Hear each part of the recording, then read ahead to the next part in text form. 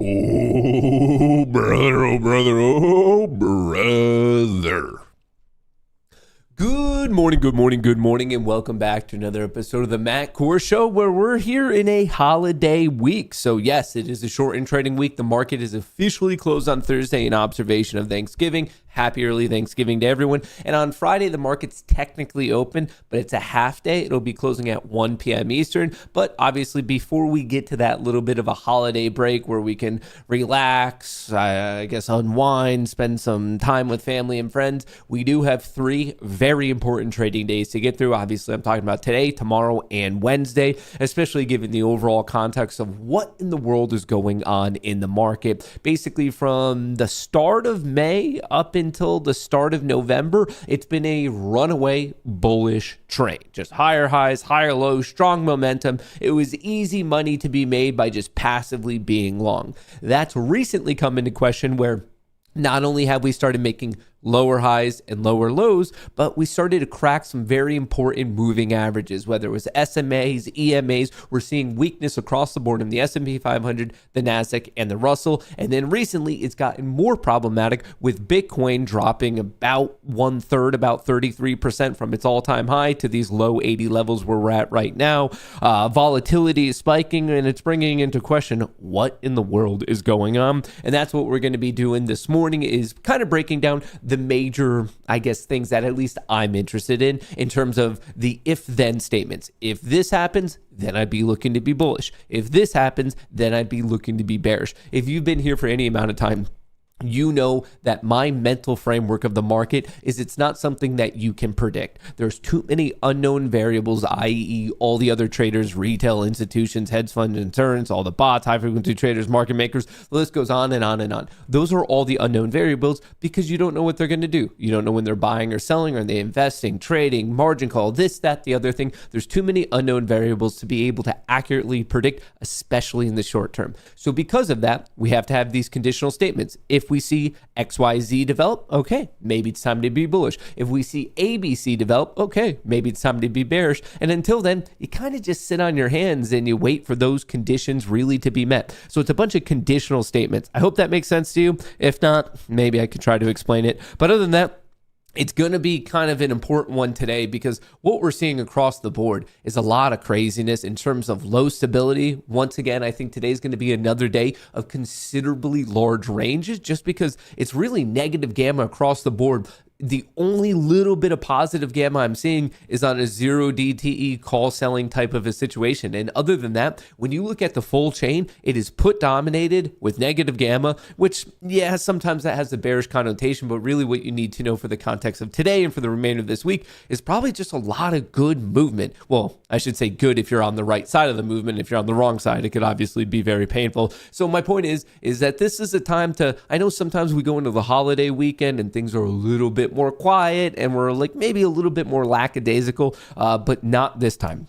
I will fully admit for the past how many of your years, when you get to this week, Thanksgiving week, generally it is as boring as could be. Not much volume, not much liquidity, not much movement. And if anything, we just spend a lot of time BSing. This time, I have a feeling it's going to be exactly the polar opposite, where I think there's going to be big movement, a lot of announcements, a lot of developments, a lot of swings in the market. So I just hope we are all ready for that. But of course, before we dive into that nitty gritty detail, folks, I hope you had a phenomenal weekend.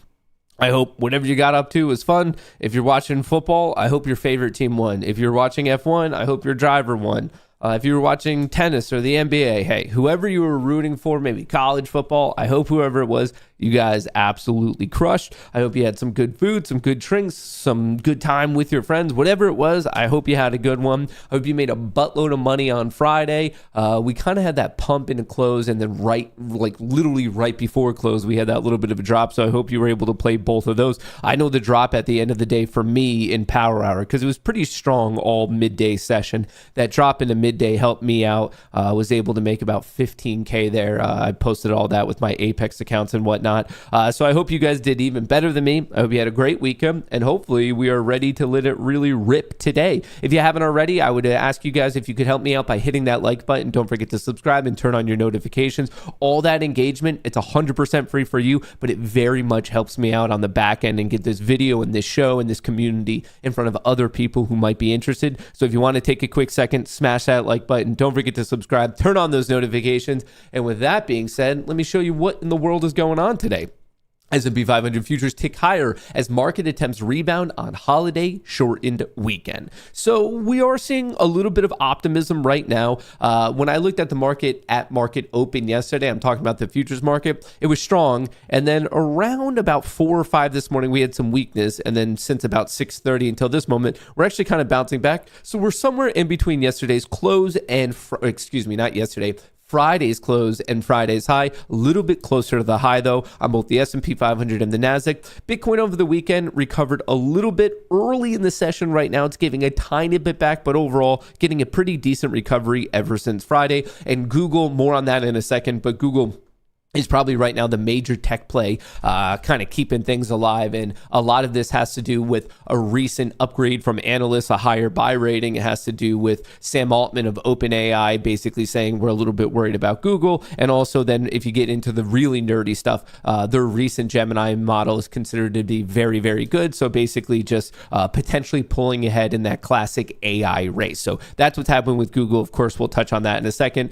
But right now, especially in terms of like major tech names, Google's looking pretty good. Tesla's also having a pretty decent morning. The TLDR on that is recent positive commentary from Elon Musk. Not only did he recently purchase some shares himself, but on top of that, positive commentary about the A15 chip that they're working on, and they're going to start, or at least they're making good progress on the A16 chip. So some positive news out of Tesla as well. So of course, we're going to be watching Google because this is another push to a new all-time high. It gained 3.5% on Friday. It's up an additional 4% right now, which actually means when you look at the top companies in the world, Google is not that far away from leapfrogging Apple. So probably worthwhile to pay attention to today. Now, before we get into the specifics of stocks and options and flow, taking a step back on stuff that might be impacting us, White House hails progress in talks with Ukraine to end war with Russia. Top U.S. officials met in Ukraine representatives in Geneva to discuss Trump's proposal. So just yesterday, we were getting all this news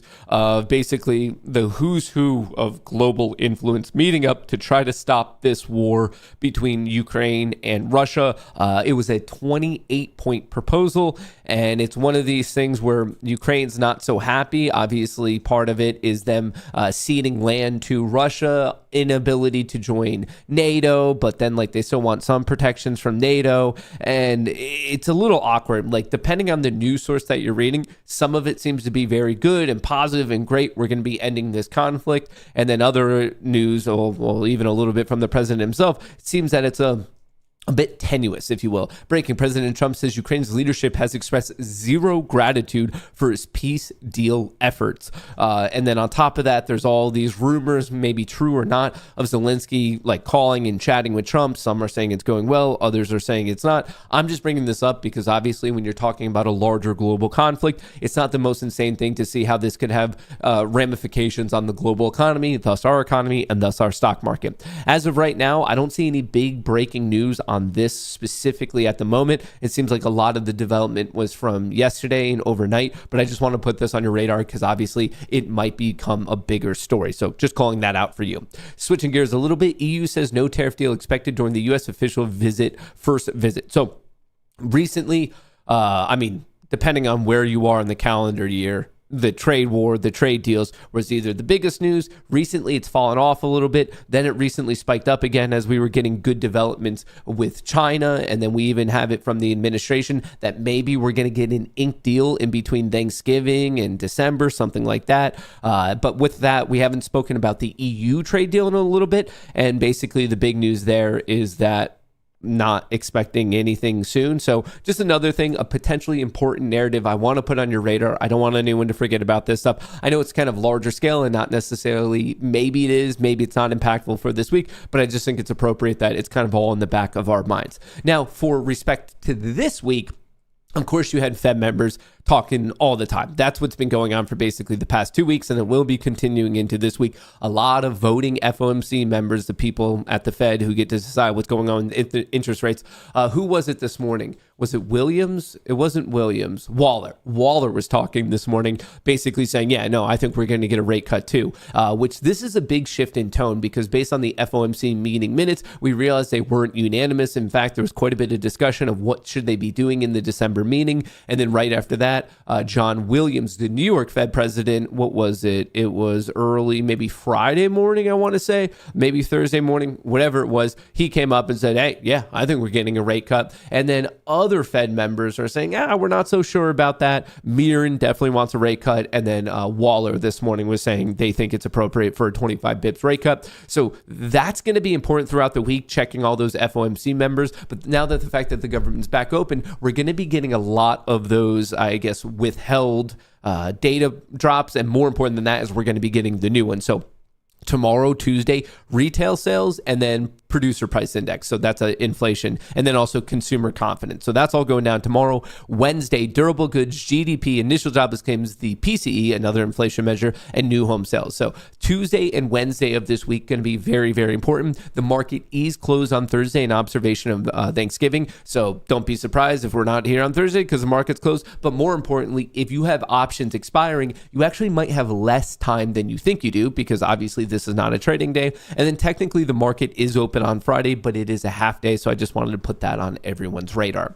Technically, we're still in earnings season, but most of us consider earnings season to be over. After the market closes today, you might care about Zoom. Tomorrow, Alibaba's reporting. That's an interesting one. BABA, B-A-B-A, is actually having a pretty good morning because they reported some of the download numbers of a recent app, and within 1 week, they already hit 10 million. So might be interesting to pay attention to Alibaba, Neo, Best Buy. After the market closes tomorrow, Dell, and then Wednesday before the market opens, you have John Deere. I know these aren't the most popular, but I just wanted to call this out in case any of you are individually playing it. What I think is going to be more interesting is not necessarily any of the events or developments this week. What I care about is we're already talking about early December, December 10th. That's the next FOMC decision, the Federal Open Market Committee. That's where they decide what to do with the Fed rate. And you can tell based on recent Fed commentary, sometimes it's more likely that we're not getting a rate cut. Sometimes it's more likely that we are. Sometimes it's more likely that we're not. And recently, it's become more statistically likely, at least according to Kohrs,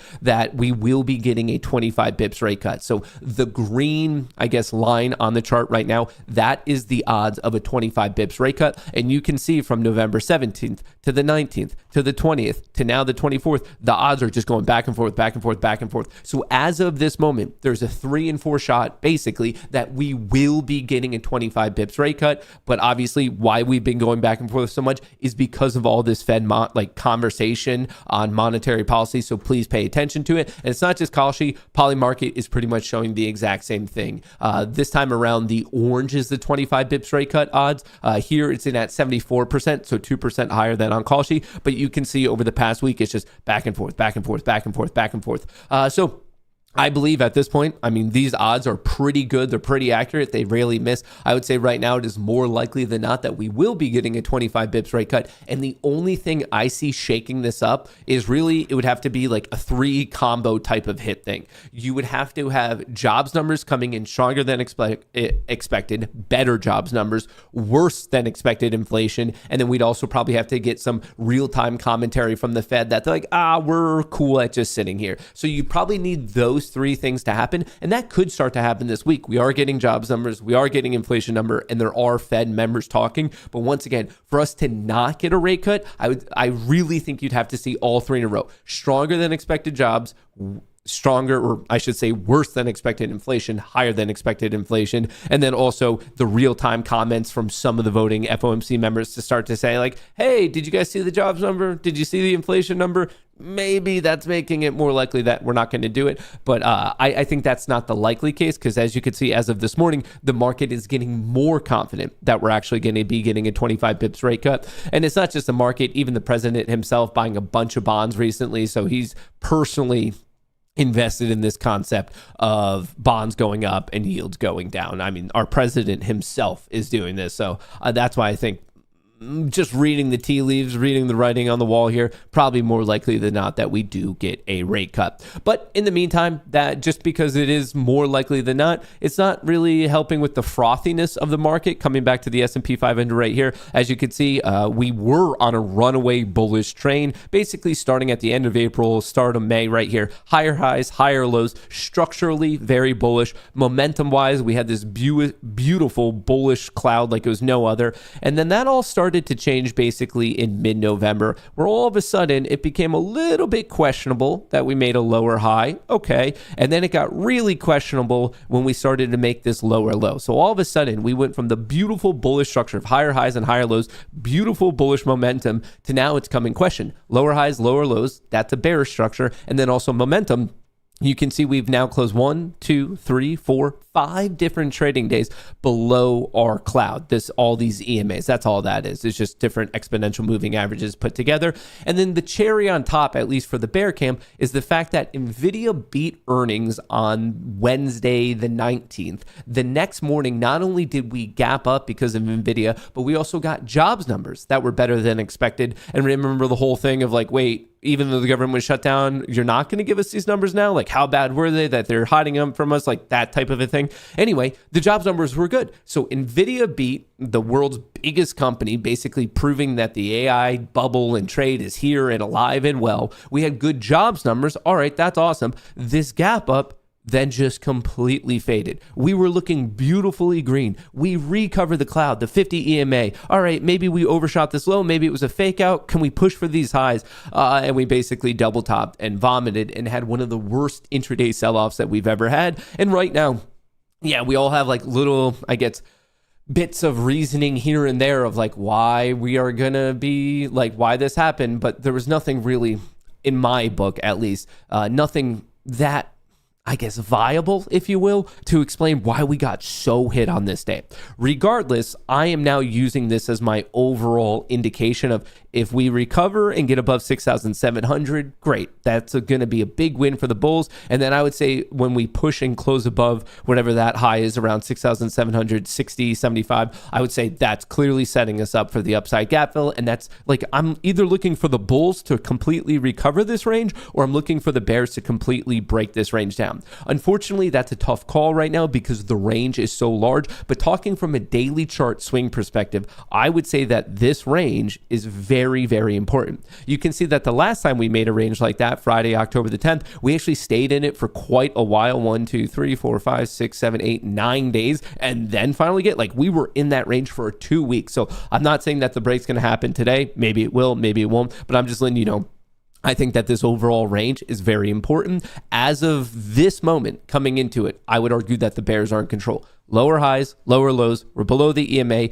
We swept a bunch of these recent lows, but if you look at pre-market, some bulls are starting to step back in, maybe buying things on a discount. And at that point, I'd be a little interested if we recapture the 50 EMA, 6675. I would say it's a big win for the bulls above 6,700, and then a push and a close above 67775. I would say that the bull swing is fully back on. Now, the flip case is we get rejected here. I mean, there is a chance this morning that this is an additional kind of gap up from where we closed. If this is the second time in less than a week that we're showing early morning strength, like we're set to open around, where is it? Roughly 6650. So we're roughly scheduled to open about where my cursor is, obviously a nice 50-point gap up from where we closed on Friday. If this is the second time in 3 trading days that we open up strong and it's completely faded, well, I think that would be another piece of information telling us that this recent bearish trend is most likely still kind of going on. But I want to be clear, it's not just SPX, NDX, the NASDAQ is looking like pretty much the exact same. The gap up's a little bit higher, but I'm watching this really big bar from Thursday, similar situation. And then what's even weaker is actually Bitcoin. Bitcoin, ever since this all-time high, selling and selling and selling.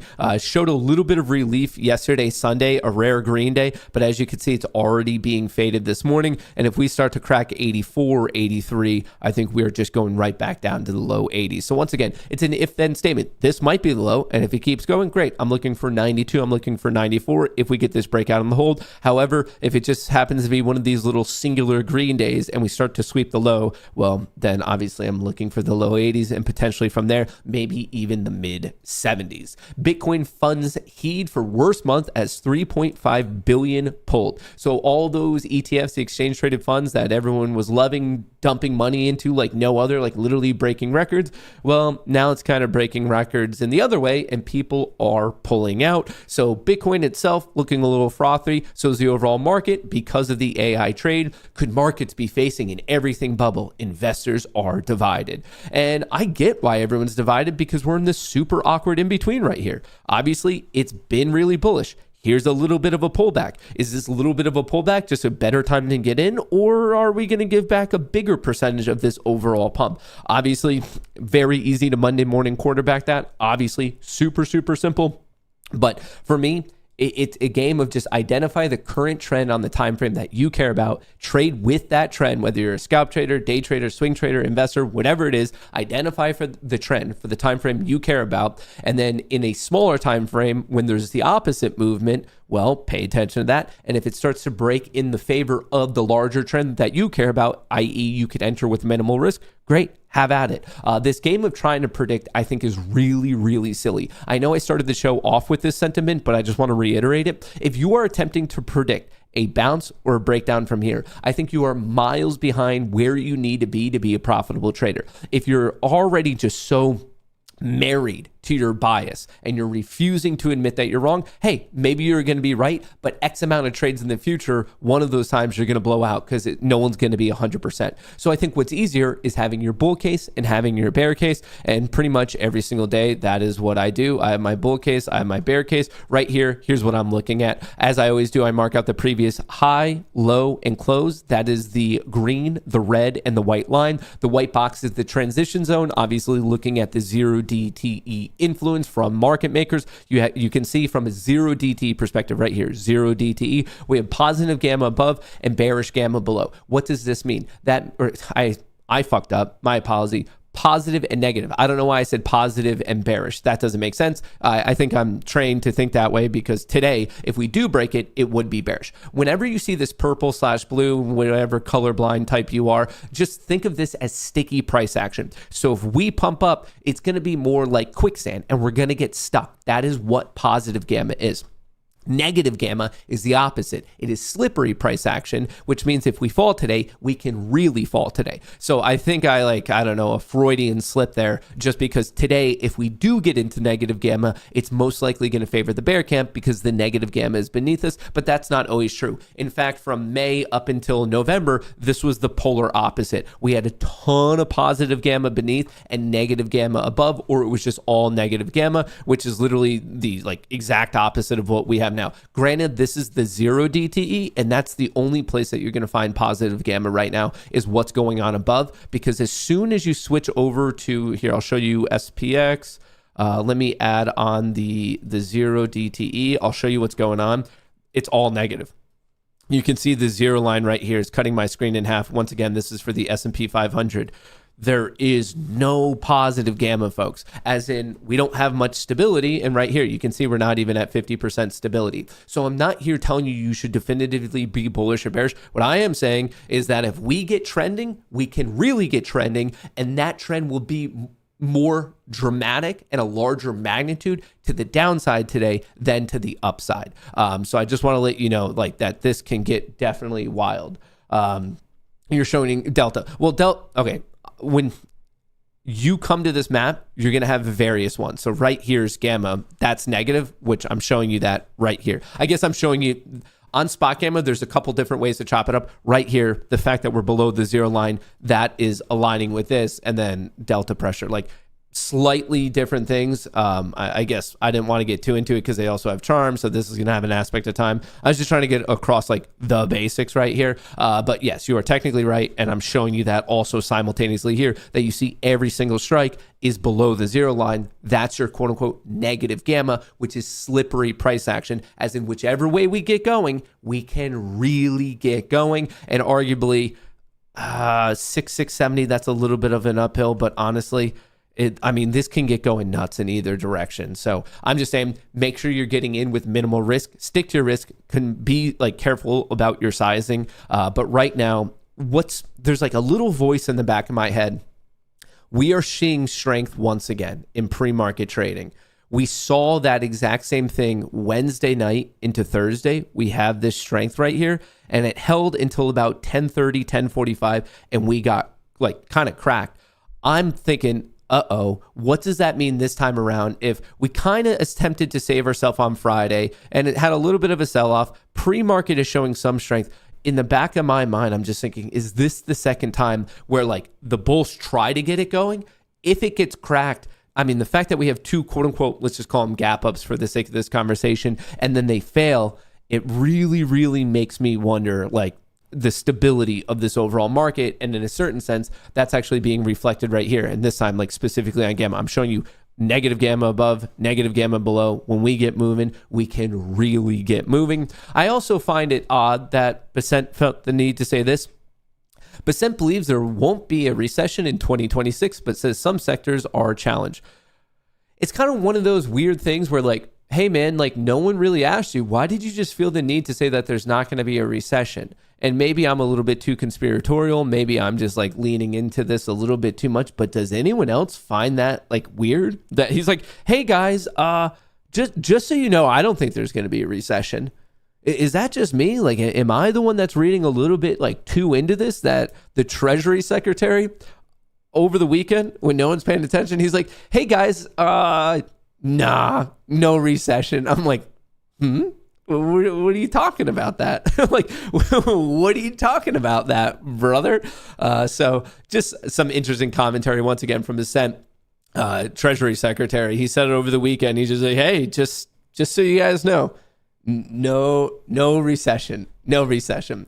Very quickly, if you haven't already, sign up for the newsletter. It is 100% free. It's always been free, always will be free. My mod will put it in chat. It's in the description of the video. Comes to your email inbox every single Sunday. I break down what's going on in the market, cheat sheet for earnings, and then you could use this graphic, and I highlight the ones that I think you're going to care about the most. Same things with all the major macroeconomic events. Obviously, retail sales, PPI, consumer confidence tomorrow. Nothing really scheduled today. Market close Thursday and half day on Friday. And then I also give you the seasonality of each individual trading day. Monday, bullish. Tuesday, leaning bullish. Wednesday, bullish. Thursday, market close. Friday, kind of neutral. It is that awkward half day. So from a seasonality perspective, this period of the year, this week, it does favor the bulls more often than not. But remember, a lot of these times you're only talking about a 10% edge. It's not like some amazing statistics of like 90, 95% of the time. I mean, I'm giving you the odds right here. Over the past 30 years, 27 years, technically, the bulls win it 64% of the time, as in they have a 14% edge. Tomorrow, 68%, 18% edge. So it's good to know the generic tailwinds and headwinds, but I don't want anyone to think that this is like the end all be all guaranteed. It just gives you an idea of like, okay, maybe a little bit less resistance in one direction or the other. I think that's a better way to think about it. If you haven't already, you can write down these levels. As I already pointed out, and for some reason I forgot, we mark out the high, the low, the close. We have the transition zone, thought to be bullish above, bearish below, choppy within. And obviously the key levels I really care about today are 6,700, 6,600, and then 6,550. Those are three very, very important levels to me. I want to see if we tag them. I want to see if we accept them, reject them, whatever it is. I'm watching 6,700, 6,600, which is also the closing value from yesterday, and then 6,550. So going to be very, very important levels for me, not only at market open, but throughout the entire trading session.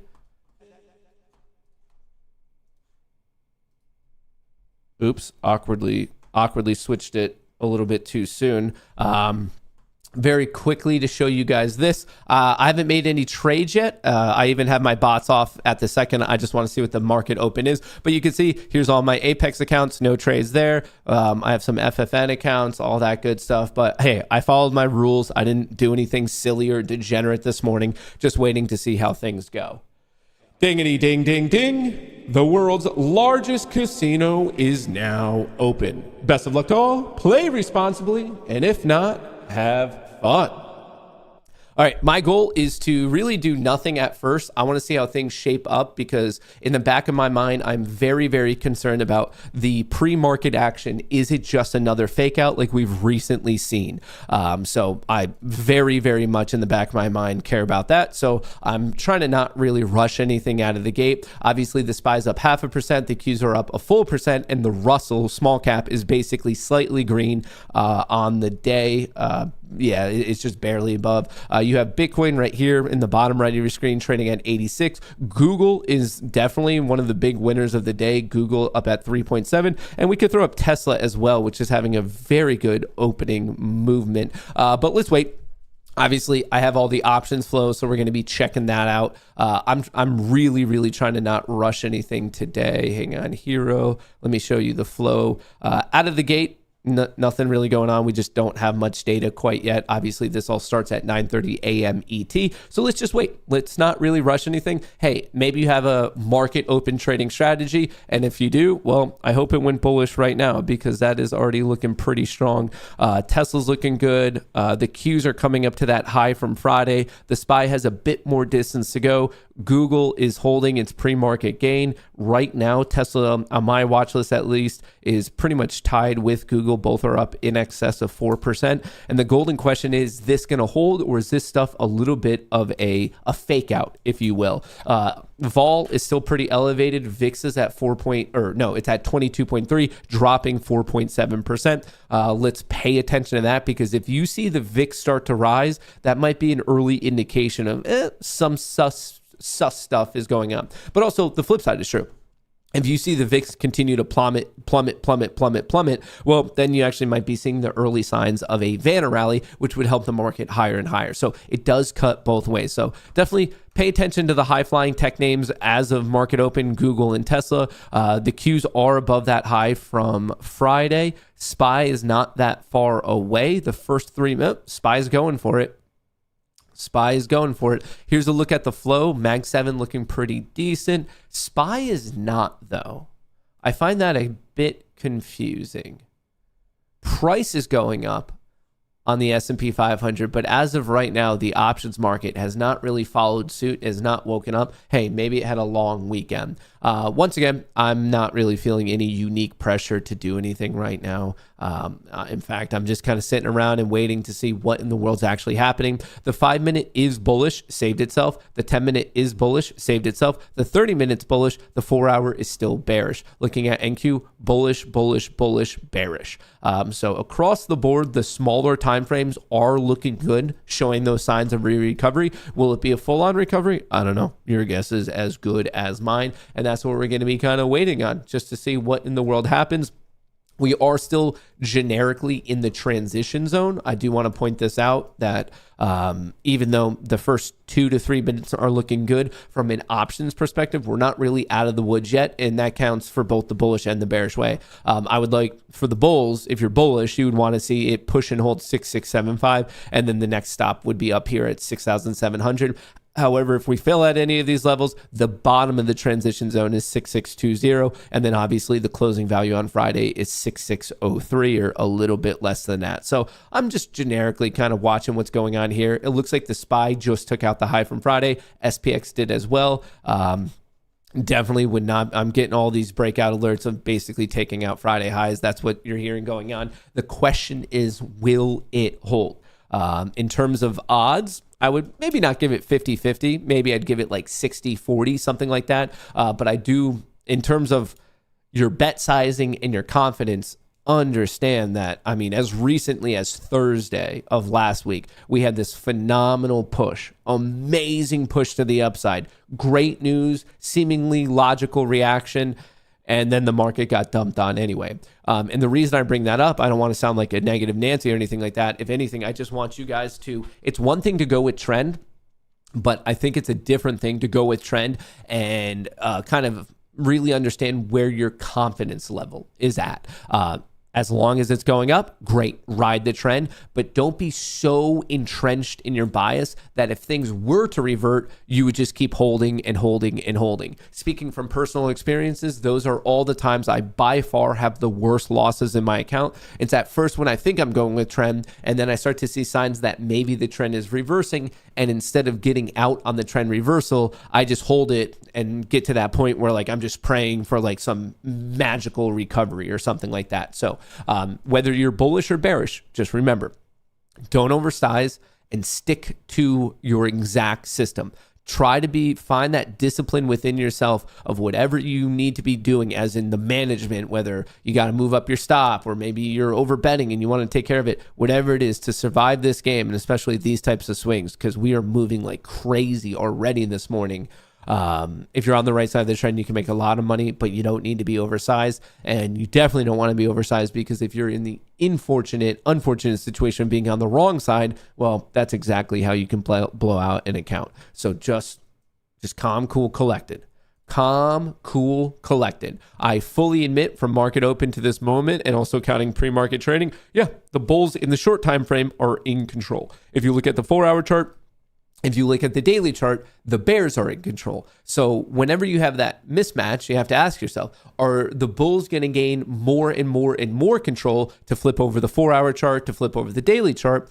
Or in the short term, is this just a bullish reversal in the overall bearish context? And if anything, this starts to get faded. Now, obviously, no one on this planet can definitively tell you what's going to be happening, but that's what we're going to be kind of watching for today. I'm trying to let the market, like I said, I haven't done any trades yet today. I'm trying to let it open up and see, okay, is this pump real? Is it going to hold? Is it going to get faded?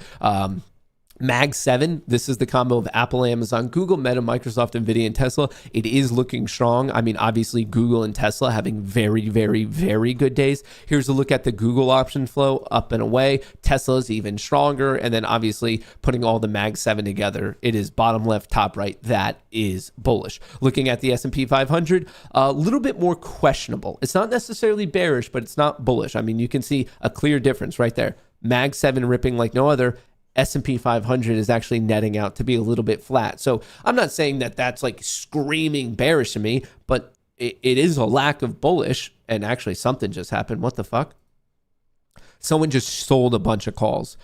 So they're basically selling positive delta, but right there in real time, you can see what just hit the tape. Someone sold this drop right here in delta. Someone is selling a bunch of 0 DTE calls. I wouldn't be surprised if we're getting a lot of new positions. Yeah, as we pump right here, we ran into this hedge wall at 6,670, and surprise, surprise, that's right where someone sold calls. And they might even be selling calls a little bit higher up, maybe putting in some positive gamma, aka a ceiling on top of us. But that drop right there that you just saw in price, like this hit right here, which I want to be fair, is not dramatic. I'm just saying people are reacting to the fact that we took out that high, and you can see how they reacted with their trades by selling calls. The delta dropped, and then I know it's calls because it's the call line. It's the 0 DTE calls that just got sold. Now, is it selling to open or selling to close? We're not going to really know that until market closes today, but in terms of delta, it has the same impact of dropping delta. Now, functionally, as a trader, selling to open means you're putting on a ceiling. If you're selling to close, it means you're locking in your profit. So as a trader, this has different implications of, did they put in a ceiling on top of us right here? Maybe. Or were they riding it up maybe from Friday of last week and locking in their profits? That's also possible. But simultaneously, while that is happening, no one's buying puts. No one's betting against this right now. Yeah, on the call side, that's the green and the orange. People are making trades. But with respect to the S&P 500, puts are pretty much flat. If anything, there's a little bit of put selling going on. If we do the same analysis on the Mag 7, from 932 to 937, there was 5 minutes of call buying, and there was basically up in 6 minutes of put selling, but now people are starting to buy a little bit of puts on the Mag 7. So like I said, calm, cool, collected. Today, there's going to be big movement. There's going to be big ranges. I'm worried that the pre-market action is a bit of a fake out. And part of my reasoning is there's a downside gap fill on the NASDAQ. The NASDAQ at 6 p.m. Last night, 6 p.m., what was this opening value? We opened up at 24,455.56. The closing value on Friday was down here, 24,349. There is a downside gap fill in this chart. This is where we opened at 6 p.m. last night. This is where we close Friday at 5 p.m. That's how much of a difference? 100. There's a 100-point difference, and we almost got the fill this morning around 5:30 p.m., but we didn't. And I'm not saying that it's going to get filled today, but I'm saying the odds are very high that it does get filled today. Remember, the game of trading, it's mostly a game of risk management, but beyond that, it's also just a game of probabilities. And I'm by no means saying it's guaranteed, but it is more likely than not that we hit this downside gap fill today at 24,349. Is it a guarantee? No, but in terms of just pure odds, when you get these gaps, especially from futures market open, and you're not getting that fill, it's more likely than not that in the next trading session, you do get the fill. So just want to put that out there. If for some reason you see a low risk, high reward entry to the downside and it starts to go, that's actually a very reasonable target for you to have. 24,349. Once again, the closing value from Friday. And look at that pump. I mean, we ran up to the top of the transition zone, a little bit of a fake out. Right here, we broke the high, and then all of a sudden that got met by a bunch of call selling. This is what happens. This is why you have to track the options market. We are at 650. Key level, key technical level, key psychological level, honestly, just a huge key open interest level. If this does not hold, not only am I looking for the intraday low, I'm looking for a push down to 25 or 20. This is what I want to really know how strong the bull camp is for today. I want to know, are they going to hold, we'll even call it this 10-point region, between 6,630 and 6,620. I want to know, are we dipping in here and bouncing back up to 50? If we do we go back up to 60? Or do we dip here, it's a dead cat bounce, and then all of a sudden we are testing the closing value, that green to red move at 6603. That's what I'm looking for. I'm trying to monitor where the bulls step in. I'm trying to monitor where the bears step in. No one's touching puts. This sell-off right here that you're seeing in the S&P 500 starting at 937, I think it's better defined as a lack of bullishness, not active bearishness. The puts aren't moving. People aren't YOLOing into puts betting on this crack, at least right now. What we saw, though, was people dropping their call. So whether they're selling to open or close, I already kind of addressed that, but it's better defined as a lack of bullishness rather than straight up bearishness, at least based on the first 12 minutes of trading today. Obviously, this is dynamic. It changes on a moment's notice, but that's what's going on. Mag 7 is completely different. People are simultaneously buying calls and buying puts. So on the Mag 7 across the board, they cannot make up their mind. They're getting more aggressive in calls and more aggressive in puts. So both sides are fighting pretty aggressively there, which is another part of the reason why I'm just kind of waiting right now. Just kind of waiting. I guess I could turn on some of my bots. Maybe I should wait a little bit more. If worse comes to worse, I could just always do a scratch trade later on. This might be our first lower high of the day. This is not what the bulls want to see. So we had this nice expansive move to the upside. We just pulled back, put in this higher low. We popped. That quickly got faded. And now we have our first lower high of the day, which means it's going to get dangerous if we snap 47. That's this recent low, which would then be setting up a test for the low of the intraday trading session of regular trading hours. So obviously, these are your extremes right here. This is your extreme low at 930. This is your extreme high at 935, at least based on the current session. We pull back, we put in a higher low. I'm comparing this low at 941 to the previous low, which happens to be at market open. That is a higher low, by definition, bullish. This right here is a lower high. Obviously, I'm comparing the 942 high to the extreme high at 935. That's a lower high. So when you have higher lows and lower highs, that's a fancy way to say consolidation. That's a fancy schmancy way to just say, oh, we are consolidating. So you're going to want to wait and see which way it does break. But right here, we might be confirming a bullish to a bearish structure. We just cracked this low. Okay, at this point, if you are shorting this right now, your obvious test is 39, which is the opening low. Looking at the Mag 7, very strange. You don't see this often. People are aggressively buying calls and they're aggressively buying puts. The market cannot make its own mind up on the Mag 7. And you're seeing calls continue to get sold on the S&P 500, which is probably why we're getting cracked right here. That's a lot of call selling. And it all started at 9:37, 7 minutes into the day. And that's when things started to get a bit cracked. That's when things started to get a little bit cracked. All right, at this point, like I said, if you did play this pop failure right here at 9:43, your target, well, at this point, you should probably move your stop to break even, and your target would be the intraday low, and maybe scale out a little bit there and then see if you could keep riding it. Personally, I'd probably just take the money because it technically is against the trend of the 5-minute, the 10-minute, and the 30-minute. Once again, 5-minute bullish, 10-minute bullish right here. When I say the trend, bullish, bullish, bullish right now. Things change if we crack 6640 on ES. Then all of a sudden, the bulls might be having a real issue today. So I'm watching this 30-minute cloud especially. And then looking at the NASDAQ, 5 minutes bullish, 10 minutes bullish, 30 minutes bullish. And I would say the bulls are not in real trouble until we crack 450, 434. But I do want to remind you, there is that downside gap fill to 350. So that could be a little bit of an issue. The white box on the screen here is just your overnight trading session high and low. We made the high at 9:10. And then we quickly popped above that, and we made the low at 5:30 a.m. ET. So 1, 2, 3, 4, 5, 6 minutes of just bullishness at open.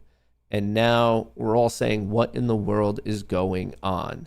MSTR is still down, cannot catch a breather whatsoever. Watch this flow, because if the Mag 7, if people sell these calls, I think we're going right back to where we were on Friday. Watch the calls on Mag 7. If they dump, that's really an exodus of the bulls, and then it gets worse if people start to buy put. So I'm very, very closely paying attention to this movement. And then on the S&P 500, someone just bought calls, maybe potentially a little bit of relief right now. So we're not quite. I'm going to get rid of these lines. You guys get the point. You know what I'm going to do just to make this a little bit more visible? We're going to get rid of the background, but obviously you can still see the edges of the white box that we're in. I just figure it's a little bit easier to see it like this, especially because we already have so many lines and whatnot going on the chart that we don't need to overcrowd it. As of now, we technically did not crack that opening low, but we are battling it out at 50. And as you can see, as we're battling it out at 50, that happens to be right when we cracked 50. That's when we saw some call buying come in. Remember, the orange line is further dated call buying, while the green is 0 DTE. So the orange it is 0 DTE and everything else, while the green is just 0 DTE. So the fact that the green was flat and then the orange pop tells me that someone bought calls for longer dated, and specifically not today, because the green line did not move at all. So they're pretty flat. Clear lack of bullishness on the 0 DTE S&P 500. People were buying puts, and it looks like they were betting on that crack of 650, and now they're saying that they were wrong because we're already starting to spike a bit there. Mag 7 starting to show a little bit of strength, not the intraday high, but the cumulative delta recovering. It looks like we have a succession of higher lows. Let's see if it can actually crack these highs. But we are not out of the woods, because this is just the battle of 650. I don't know who's going to win it. Your guess is as good as mine is. Of course, if we start to fail, especially if you're trading on the 1 minute, the 3 minute, the 5 minute, you could always take the breakdown, and you're just risking the recent swing high in this case if you're trying to be bearish. On the flip side, if you're trying to be bullish, you would go long on a breakout or recovery, and your risk is the recent low. The point here is just keep your risk small, and then if you catch the trend, ride the trend as long as you possibly can. Now, would I be trading this at right now? No, and specifically why I'm not, because we're getting too much conflicting information across the board. The S&P 500 is trending down, the Mag 7 is trending up. Granted, momentum is bullish, but the 5 minute is getting questionable. We're about to be testing. The 5 minute on the NASDAQ is way stronger because Google and Tesla are having a very, very good day. The 4 hour is still bearish. So the overall context is changing quite a bit depending on the time frame that you're looking at. I fully admit Google is looking great, Tesla's is looking great, but if they start to crack, that could be very problematic. That could be very, very problematic. Rum is up 10%. Yes, I was getting breakout alerts on rum this morning. It's looking good. It's looking good. If you ask me, this is actually becoming a legitimate squeeze play on rum. Remember, I'm not an active rum trader. I do have rum shares, but I just want to point out that the short interest is up to 19.5%. It's been nothing but growing. Utilization is almost maxed out at 99%. And then if you look at what people are paying, the average cost to borrow today is 102%. That is sky high. The average cost to borrow today against rum is 102%. And I just see the increase in bets going against it. So all of a sudden, when the bets are going against rum, but then the stock is getting a nice 9% pop, well, that's meaning the people who bet against it are down 10%. So just wanted to pull that out. But isn't that fucking insane? And this changes pretty rapidly. But as of this moment, you could see above my head a 102% average cost to borrow, which is what you pay on an annual, I guess, cadence when you are taking these shares out on loan. And right now, the short interest is estimated to be 22 million, but it could be as high as 51.5 million shares. So Ortex is estimating it's about half of it. This is Ortex's estimation, but theoretically, it could be as high as 51.5 million shares, which is crazy. And that's why the short score is so high at 78. So I just wanted to keep you guys apprised to it. I would love for it to squeeze because I'm in it, but I just want to let you know I am an investor, so maybe I'm biased one way, but I don't actively trade it. I have my shares. I'm happy with my shares. If it drops, I'll buy more. And if it squeezes, I will be enjoying the ride with all of you. Very high short score, though. The Qs are battling it out at the high from Friday, and the SPY cracked that. I kind of already told you that wasn't my target. My target was down here somewhere between 30 and 20, which remember is the bottom of the transition zone, this overall white box. This whole region is choppy. Bullish above, bearish below, choppy within, and then we're kind of choppy within choppy here in this 10-point region between 20 and 30, just because I see a lot of funny business happening in right here between 20 and 30. But I need to let you guys know this, that if this is lost right here, I'm not seeing much below. And then noticing that, like, maybe there's buyers stepping in at this key level. But folks, I mean, look at, there's not support. Technically on a 0DT basis, someone does have a call credit spread up here, 6,700. So if you're looking to sell calls today, that's an acceptable level. There's another one at 6,710. So that call selling we saw, I'm not definitive, but the call selling we saw was most likely, just looking at how it all worked out, this call selling right here, the green one, was most likely, not definitively, most likely people selling at 6,700. Remember when I said, is it selling to open, selling to close? It looks like it was selling to open, creating this ceiling at 6,700. So there's clear upside, aka targets or resistance or a ceiling or whatever, however you want to refer to it. But what I want to really point out is that's all to the north. All of a sudden, if we don't hold this zone right here between 6620 and 6630, which is the bottom of this transition zone right here, if we do not hold this, yes, you have the closing value, and people love to react the green to red movement. That's where we closed on Friday, 6603. Yes, of course, people might be reacting to that. That's completely fair. But I'm just generically pointing out that there's not much support below that, all the way down to 6550. As in, if we don't hold this, there could be a 50-point vomit to the next level of support. So that's the if-then statement. If we hold this, great. Then play it back up, and really your target on the day is now clearly 6,700.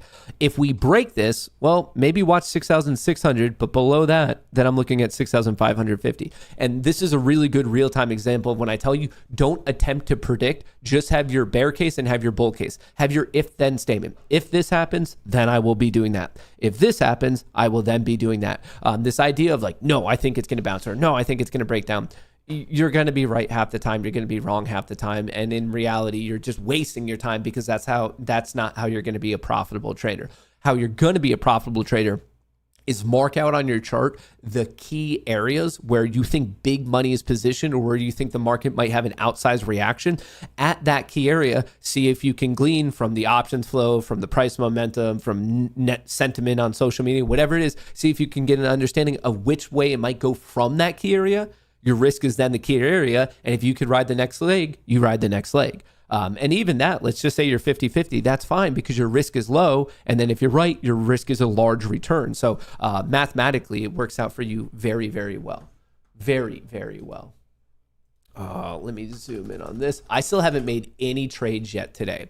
I'm waiting for that perfect opportunity. And speaking of which, today is your final day for the Apex deal. 80% off evals with the code Goonie. And not only is it 80% off, as in you could get a 50K account for only like $30, $35, but then it's only a $40 lifetime fee to go from eval to performance. This is your final trading session to take advantage of it. 16 hours left. So I just want to call that out, pinned to the top of chat, in the description of the video. This is the best deal that they've ever run that I'm knowledgeable of. So definitely take advantage of it. And also on that note, I do want to let you know, as you guys can see right here, I did request on Friday, payout number 3, requested on the 21st. So right here, here's all 15 of mine. I requested 2,000 from each one, all 15. But I think there's a very good chance I get denied. Why I think I get denied is because a week ago, last Monday, I had a horrific trading day, and I either did or I came really close to breaking the MAE rule, the maximum adverse excursion, as in my unrealized drop was way too big, which is the dumbest rule to break. And it's nothing but my fault. I'm not blaming Apex. In fact, when you have a larger account the way I do, because I have like $20,000, $25,000 of buffer, it's really easy to like handle it. I was just being stupid. I was being tilted. It's 100% my fault, but I just want to keep you guys apprised of the situation. I let you know my failures. I let you know my successes. It's only fair for me to also let you know my in-betweens. And right now they are all pending, but I think it is more likely than not that I'm gonna get denied on this one. And I just want to be clear, when you get denied, that doesn't mean I lose my accounts. It just means I have to trade another 8 days, as in starting today, tomorrow, the next 8 trading days, and then I could request from there. So I don't lose my profits. I don't lose my accounts. They basically just say, trade for another 8 days and just don't do the stupid thing you did last Monday. So just want to let you guys know that I did do the request. I think it's suspect of if I'm going to get proved or not. But regardless, you might as well take advantage of this deal because it is the best deal. You have 16 hours left. This is the last trading session. That code Goonie will get you the 80% off. And then also when you pass the eval, it'll be that $40 lifetime upgrade fee. And I should also let you know that we really don't talk about TradingView. TradingView is obviously what I use for my charting software. This is also pinned to the top of chat. It's in the description of the video. Every single year, this is when I buy my own account because this is the best deal that they run all year. Black Friday, 80% off and 1 free month. So if you are looking to renew your subscription, this is the time to do it, even if you're off cycle, because it just adds to your current membership. So literally every single year, this is when I personally buy it. And this is pretty much the one time of the year that I tell you guys about TradingView, because this is the one time of the year that I buy it myself. So once again, if you use TradingView, if you are using this charting software that you see on the screen, which is probably by far the most popular, this is the time of the year to buy it. This is the best offer. So anyway, 80% off, a free month. You have up until Black Friday to take advantage of it. It is pinned to the top of chat. It's in the description of the video. All right. So I'm seeing a little bit of a sweep low here at 950, maybe a little bit of an inverse shoulder, head, shoulder. Let's see if we could take out these recent highs here at 948. Obviously, we had a nice bullish open, and then that quickly switched to a bearish trend of lower highs and lower lows. Both the SPY and the Qs just put in a higher low, though, suggesting a potential switch of trend. Right here at 955, you can see we made this fresh low, but right here we put in a higher low and then took out that high, kind of confirming it. So I'm wondering if this structure is going to hold, and if we start to crack, that's where things probably get a little bit questionable for the bull camp. That's probably where they get a little bit questionable. And that's a pretty steep angle, so probably not the easiest to pay attention to. But I would say very much. What time is it? It is almost 10. So we almost have the Orbo, the 30-minute Orbo high and low. I already have it marked out on the cues right here. It's just the high at 9:35, the low at 9:30. That's the extreme high and low of the first 30 minutes. And then obviously looking at the S&P 500, the low is 661.59. And then the high is all the way up here at 665.53. And right now we are roughly 50%. MSTR just got a recovery somehow. Blows my mind. Bitcoin is at 86, not 96. That would be crazy. Google is attempting to hold, looking a little bit weak, but overall very strong gain here for Google, up 5.5%. You have Tesla, which is up 5.3%. Qubits, which is up 5. Rigetti up 3. Iron up 7. MSTR just went green. Nvidia is slightly red. Palantir's up 2.6. Meta's up 2.6. And Avago is up 7. Actually, this is the biggest gainer on my watch list now. Avago, Broadcom, semiconductor play, the second largest semiconductor, if it ever loads. I try to switch it up to Avago and it froze out. But yet I could see other ones. Oh, there it is. I guess I just had to retry it. But anyway, Avago up 7%, looking very, very strong. Looking very strong. We might as well move Rum up as well. Rum's now up 13% on the day. 13 freaking percent. That is crazy. Rum right here. We'll throw this up. Technically the actual biggest gainer on my watch list. 13%. Wow. Oh, that's crazy. Crazy, crazy, crazy. All right. We are seeing a bit of a recovery. It bottomed out here at 952. You can see that the trend officially switched not only in price, but also in flow. The Mag 7 options flow went crazy starting at 952. It was a little bit bullish, a little bit bearish, and then someone decided to buy with size, and then they bought even more with size going into that 10 a.m. hour. And then looking at the S&P 500, same thing, dipping down, down, down, maybe putting in a higher low, and then things going a little bit haywire into this switch of the hour. But I do want to let you know, like, it's by no means a guarantee, but these, why is that not loading for me? Oh, there's Rum. We've been seeing a lot of switches right at 10 a.m.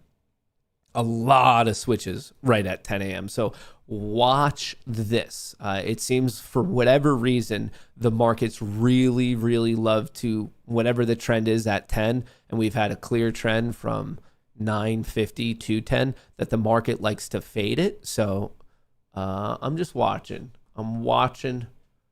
I guess I could turn on the bot. I'm a little scared. Had I had the bot on, it probably actually would have done very well thus far today. But just because we were seeing so much conflicting information, I figured it was better to sit on my hands. And hey, if I end up missing it, I end up missing it. I'd rather miss a play that I wanted to be into rather than being in a play that I don't want to be into.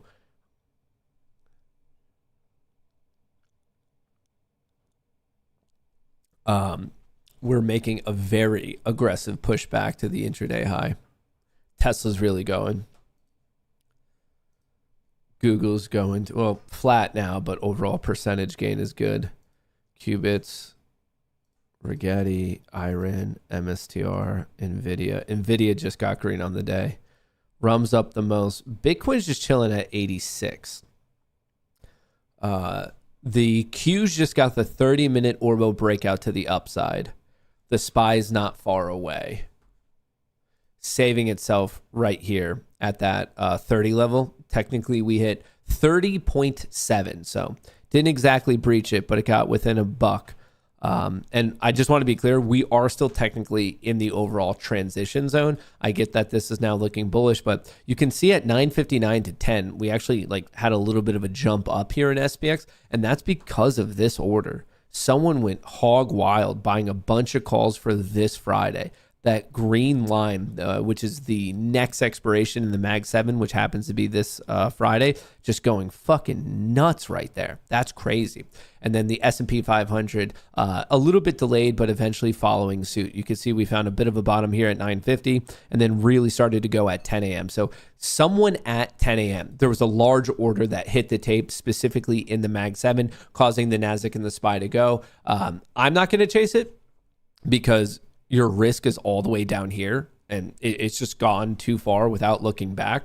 So I'm just going to kind of sit here and wait and see what I do or don't like. But even you might say, but Matt, bullish, bullish, bullish. Bullish, bullish, bullish. Yeah, we can agree on a trend, but just because something is trending doesn't mean it's an appropriate trade, because for it to be an appropriate trade, you're going to want to get in with minimal risk. So if you're chasing this right now, your risk is either 66250 or 66150, and we're trading at 665. You're just taking on too much risk. Like, I fully admit, on a day trading, like scalping, whatever, if you're trading Apex or something like that, it's interesting to take a bullish position right now. Like, you are trading with the trend of the 5, the 10, the 30. You're trading with the 5, the 10, the 30. You're also taking advantage of this recent crazy pop in options. Like, I totally get it.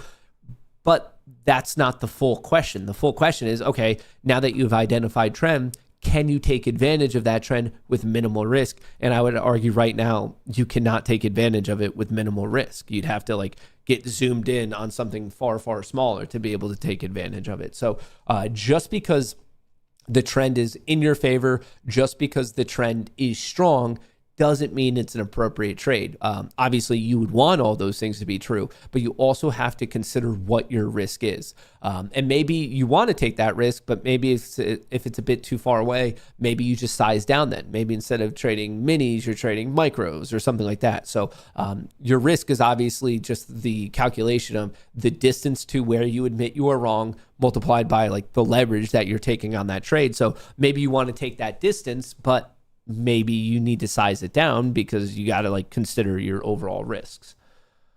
But the SPY just popped there. The Qs, that's a clear higher low, and then we broke that trend. It was an ugly break, but we broke it like right here, lower highs somewhere in this zone between 957 and 9. Well, really what changed it today was directly this order. Someone splashed the pot buying a bunch of calls on the Mag 7 right here 10 seconds before the turn of the hour, and then the S&P 500 wasn't far behind. It took roughly the same thing, but that's what switched it. Not only do we see a clear change in price action, but I mean, I'm literally pinpointing the trade that changed the momentum from market open until now. Do minimum risk both sides until you find the right direction. I don't really know what that would actually mean. Like, that sounds like something that just sounds good, but I don't know what that would actually mean in like your active trading. Like, I don't know what that would look like of playing both sides with minimal risk until you find trend. That sounds like just like a random vague statement related to trading, but nothing that you would actually be able to like legitimately execute upon. Tesla's going crazy. Avago's going crazy. Google's going crazy as well. A lot of these tech names are looking super good. Rum's crushing it. Avago's crushing it. Tesla's crushing it. Google's crushing it. Even MSTR somehow went green. I don't know. Like, I might be completely misreading this, so like, please understand that. But I want to take you guys very quickly a trip down memory lane. We had something about this structure is just like really standing out in my mind. We opened up strong. We popped. We pulled back. We put in a higher low. We popped again. We double topped. And basically it all started to crumble between 1050 and 11. That's like, this was a lot of strength. And what I'm showing you is the 5-minute chart from Thursday, November the 20th. And then that led to this horrible sell-off. Now, is that likely? No, that type of an event is rare, but that doesn't mean it's impossible. So something about this, I don't know why, I can't just shake this feeling that this is some sort of bull trap. Like, I really cannot fake it. And I unfortunately don't have like some hardcore statistic to push it to you. But something about it, I feel uneasy. So once again, if the trend's up, obviously take bullish trades, but please just don't let yourself take on too much risk. If you're cracking support, just be disciplined and get out, because Thursday is proof that, okay, just admit when you're wrong. And then if you get on the right side of the new trend, well, you can make all your money back and then some anyway. So really what I'm trying to like illustrate here is like, hey, take whatever directional trade you want, but just respect your risk and don't let your risk get out of control. Do not let your risk get out of control, because that's where you're going to get in trouble. Yeah, it sucks to take a losing trade if you're on the wrong side of trend, but you're going to be on the wrong side of trend 50% of the time. That's just like an aspect of trading. Where you get into legitimate trouble is where you're on the wrong side of the trend and you don't admit it, and you like add to it, or it just keeps going and going and you just don't admit that you're wrong. That's where you get into trouble. I heard Matt say go short with size. Not saying that. But I am saying I have not traded yet today, because I am finding the whole situation to be a little bit suspect. I'm finding the whole situation to be a little bit suspect. But hey, maybe that's just old conspiratorial Matt.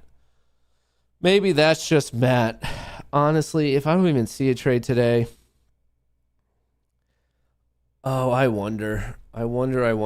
So we did sweep the high, the 30-minute Orbo, the 30-minute opening range high and low. We swept the bullish side on both the SPY and the Qs. Right here, the Qs broke it at 10:02, and then the SPY broke it here at 10:05. We don't yet have the initial bounce, because the initial bounce is the first hour of regular trading hours, so that's from 9:30 to 10:30. So we still have 20 minutes on that, but you can see the first pump here on the 30-minute Orbo did pump and then kind of got rejected. A little bit more evident here on the SPY than it is on the Qs, but overall, contextually, we're still in the transition zone. We have not, I don't know, folks. This is a double top, so we're either setting up for a beautiful cup and handle and we break out and rip and go to 6-7 probably, or we're setting up to look very, very freaking similar. Am I the only crazy person seeing the similarities here?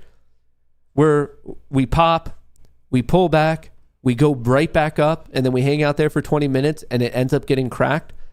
I don't know. Something about it, folks. Something about it. But my spidey senses, they're tingling. They're tingling, brother.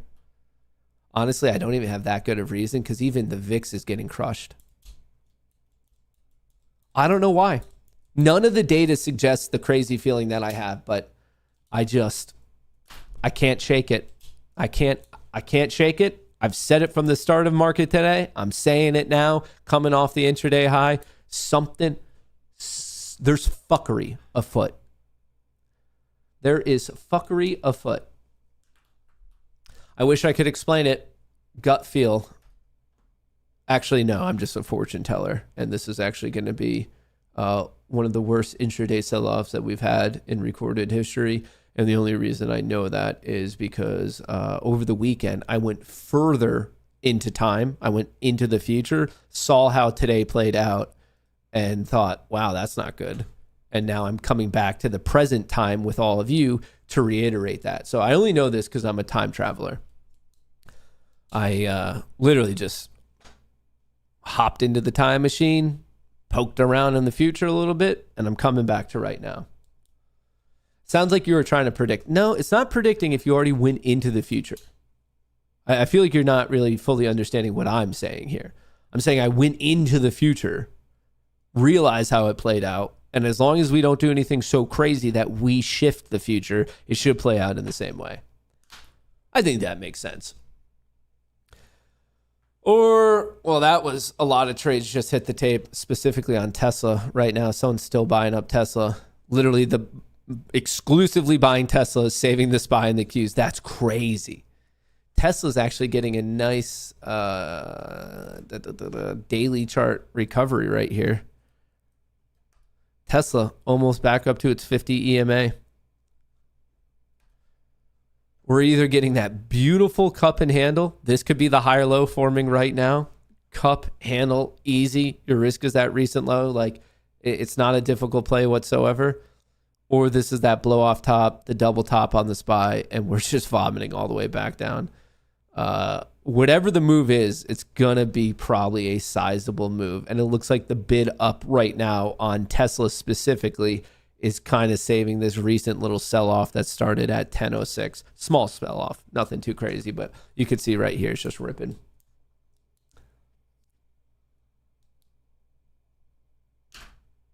We're just waiting. I'm not liking what I'm seeing. The market's giving me the heebie-jeebies. Market is giving me the heebie-jeebies about this one.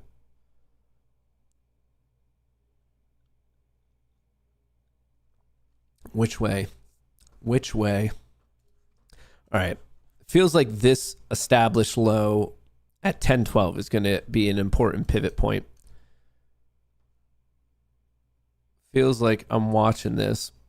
So clearly on the cues, we pump, we pull back, we pump again. You have higher highs, you have higher lows. Pretty well defined from the start of market to right now. It was bullish, a little bit bearish, but in the overall context, by the time you go to the 3 minute or the 5 minute, you would argue that this is bullish. You clearly have higher low, higher high, higher high. SPY's a little bit different. We pumped, we pulled back deeper. So that's kind of an expanding pattern where you have a fresh high, but also a fresh low. And then from there, it proved to be a little bit more bullish by the fact that we took out that high. And when we pulled back, the low was clearly also higher. So could be a nice cup and handle. If you took that trade, if you took this recovery trade at 1013, I do not blame you at all. In fact, I would say that's a very good trade. Obviously, your risk was the 10, 11, 10, 12 low. If you took this trade right here, when Tesla started to get this bid right here at 1012, if you took that breakout trade at 1013, your risk was the recent swing. Your stop is now break even. And if you get the breakout, congrats, but it's a free trade. It's 100% a free trade. If you took that trade, I would argue that's a legitimately good trade. And I'm defining the quality of the trade just on the decision making and the trend following and the risk allowed on the trade. And it worked out. I'm not defining. I don't know if it goes or not. We could easily rip from here and you can make a buttload of money, or it could completely fall from here. This could be a triple top and we get smacked. I mean, Google's starting to take a little bit of hit. I'm not judging it on how it plays out. I'm judging it based on the decisions and all the real-time information we had. Remember, you cannot judge the quality of a trade based on how, if you make money or lose money, because that's based on future information that you didn't have at the time of making the trade decision. But what you could say here is like, no, Matt, I saw the higher low. I saw it was with trend on the 5, the 10, and the 30, with trend with the 5, the 10, and the 30. So you're playing a minimal risk with trend entry. And at this point, by the time we double topped, you probably either scaled out there or at minimum move your stop to break even, or maybe you had multiple contracts and you scaled one out there, the others to break even. And now if you have a runner, you have a runner. Like, that's completely acceptable. Completely acceptable. If you took that trade, honestly, based on how today's played out, that's probably the first time today I'm like, I kind of wish I took it. It ran away. By the time it was 10:14, you basically had a minute to a minute and a half window to get in on this trade, because other than that, it just moved too quickly when Tesla got this pop at the exact same time. And now we're waiting. Oh, where are we at? Where's VWAP? VWAP is all the way down there. Jesus Louises.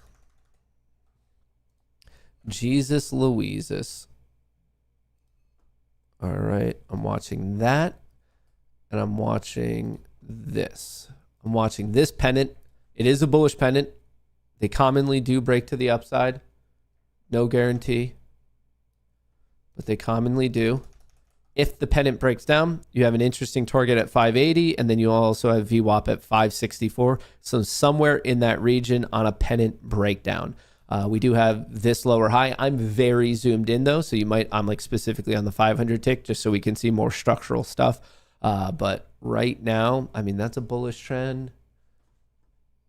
The 1 minute is also a bullish trend. The 5 minutes a bullish trend. The 10 minutes a bullish trend. I don't hate it. I guess maybe I shouldn't have done any of these manual trades yet today, but I probably should have turned the bot on to the long side. So that's like, I'm just trying to be a fair judge of either what I've done right or done wrong.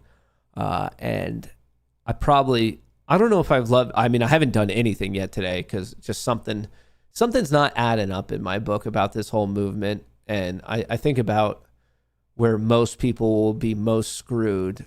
And it feels like most people will be most screwed if they show signs of a bounce. Everyone thinks, oh, this is the low. I want to buy for the next leg up. And then they dump it on them.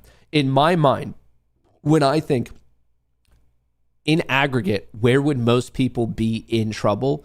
I think the answer right now is start to flash signs that this is like a quote unquote fake out breakdown Like, oh, okay, yeah, you should buy here. Yeah, you are fine. NDX, similar situation of, oh, we flush, but no. You should be buying here, like that type of a thing. And then all of a sudden, all these people who started to buy to try to get it up, they just like reject it here in this cloud at the 50 EMA and send it right back down. I don't know if that's how it's going to happen. Hell, for all I know, maybe this is a phenomenal generational dip buy opportunity for all I know. But I'm just trying to think about like, where would most people be most screwed? It feels like that's the answer. Flash enough signs to get people interested in this concept of buying the dip. And then after they buy the dip, the pain trade is obviously the unwind of it. And I do want to remind you that we still have an absurd amount of negative gamma, and negative gamma cuts both ways. If we trend up, as you can see, we've already gone from 30 up to 70. We went 40 points like it's nothing, but it does cut both ways. If we start to go down, it'll go down. And all I'm pointing out here is there's major resistance at 6,700. That's the obvious level, really obvious rejection level. We have now triple topped on this cup and handle structure on the SPY, and we have that consolidation on the NASDAQ. So I'm still not seeing anything I'm overly interested in. Rum is holding. It's up a nice 11%. Avago's up 7. Tesla's up 5.8. Google's up 5.5. Qubits is up 5.6. Rigetti's up 3, Iron's up 8, MSTR is break even, Nvidia is break even, Palantir's up 4, and Meta's up 2.7. Bitcoin is currently holding 86. Currently holding 86.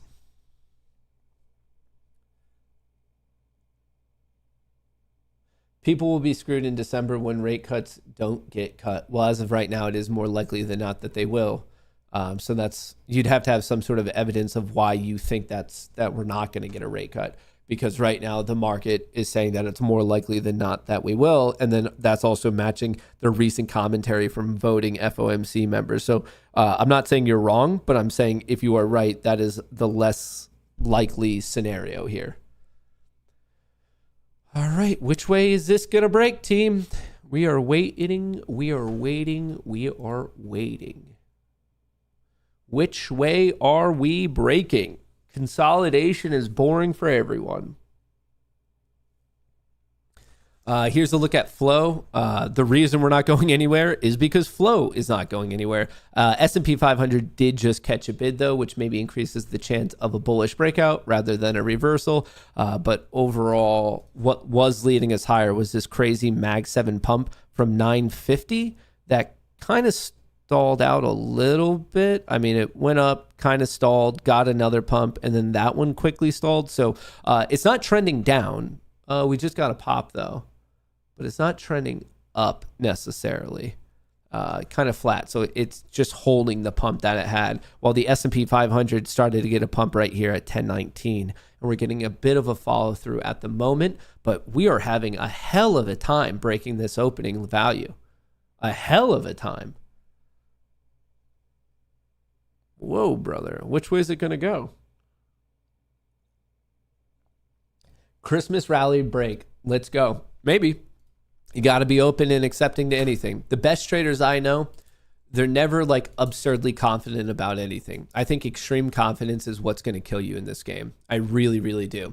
I think you have to keep your mind open at any moment, whether you're in a trade, considering a trade. You just always have to think that there's like a legitimate chance that you are completely and utterly wrong. Completely and utterly wrong. Open is getting an alert. What happened to open? A little bit of reversal, technically a higher low, but it's right in its cloud right now. I have no play on open, just to clarify, but I am watching it because it's just another pump and dump that you see in the social media sphere. A lot of people talking about it, having no clue what it does, no clue what it's about, or something like that. Man, if this does follow through, this has been quite the fight. Where are we battling it out at? I guess 71, 72, 75. The top of this transition zone has proven to be a real bitch. Like, we are having the worst time getting above this. Look at that. Look, I mean, you can see it here. 1, 2, 3, 4. 1, 2, 3, 4. Like, we are having the worst time getting this follow through. Wow.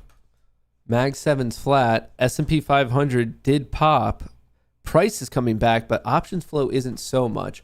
5 minutes bullish, 10 minutes bullish, 30 minutes bullish, 5 minutes bullish, 10 minutes bullish, 30 minute is bullish. Obviously, trend is to the upside. Let me reset up some of these alerts. I'm watching this 4 hour. We're maybe cracking these recent lows.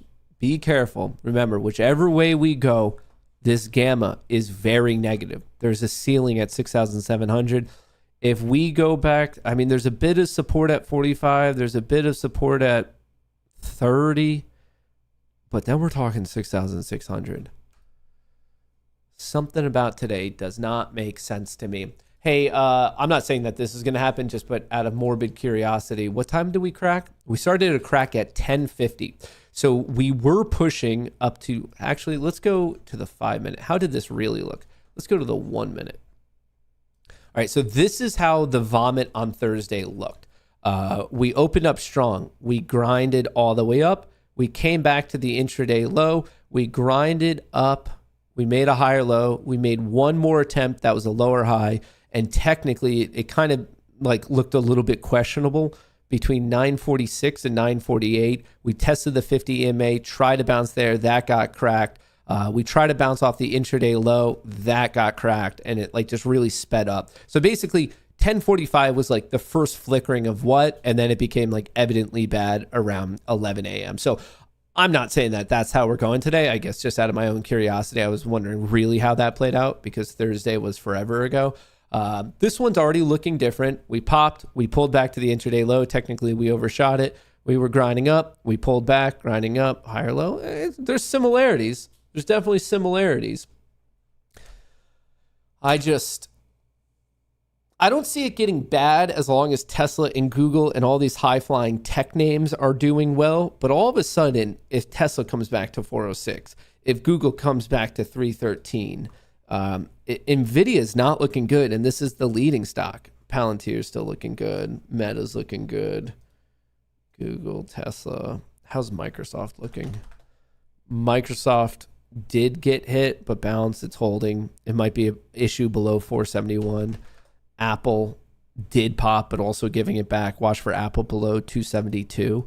It's just giant consolidation. No one right now can accurately predict which way this is going to go. I mean, literally on the chart, I have the consolidation drawn out for you. This is just what we have to suffer through to figure out which way it's going. We just got to wait. Don't rush it. Respect your risk. And I would say, by definition, consolidation means lack of trend. So what's the point in trading right now? Like, wait until we have a nice defined trend. We almost have the initial balance as in the first hour. That's the hour Orbo, 9:30 to 10:30. It's the high and the low of that time period. We're a couple minutes out, as in 2.5 minutes. So most likely, unless something crazy happens in the next 2 minutes, it's going to be the current existing high and low of the day.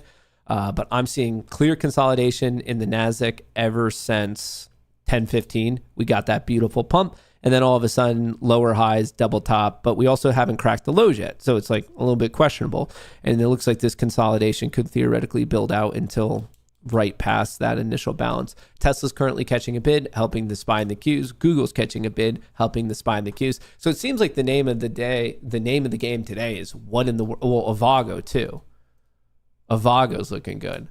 So Avago, Tesla, and Google are definitely looking pretty good. Definitely looking pretty good.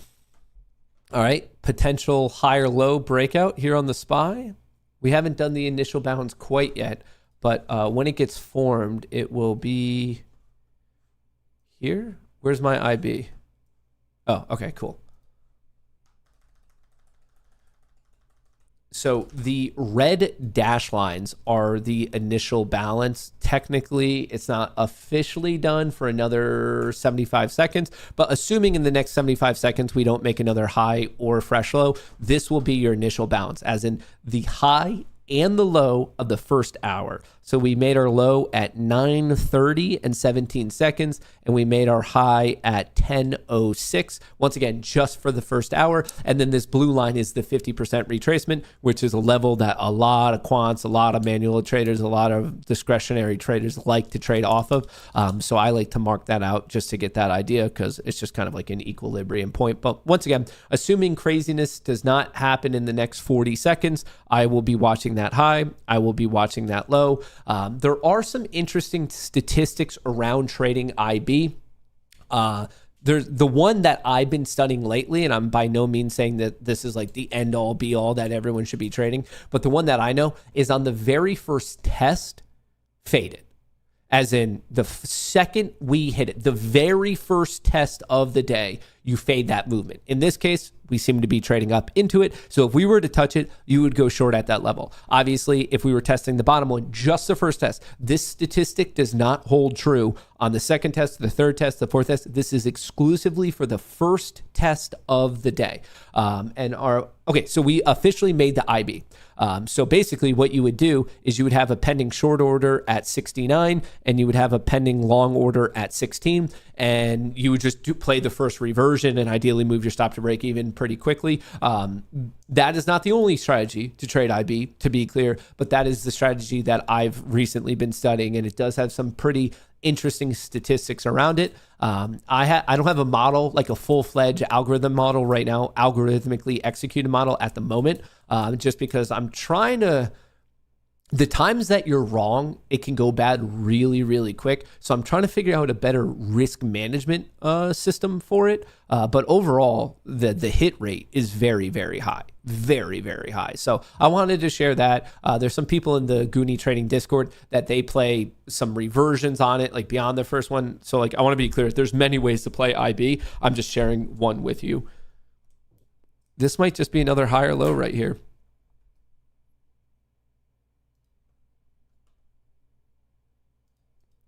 Well, another little higher low right there.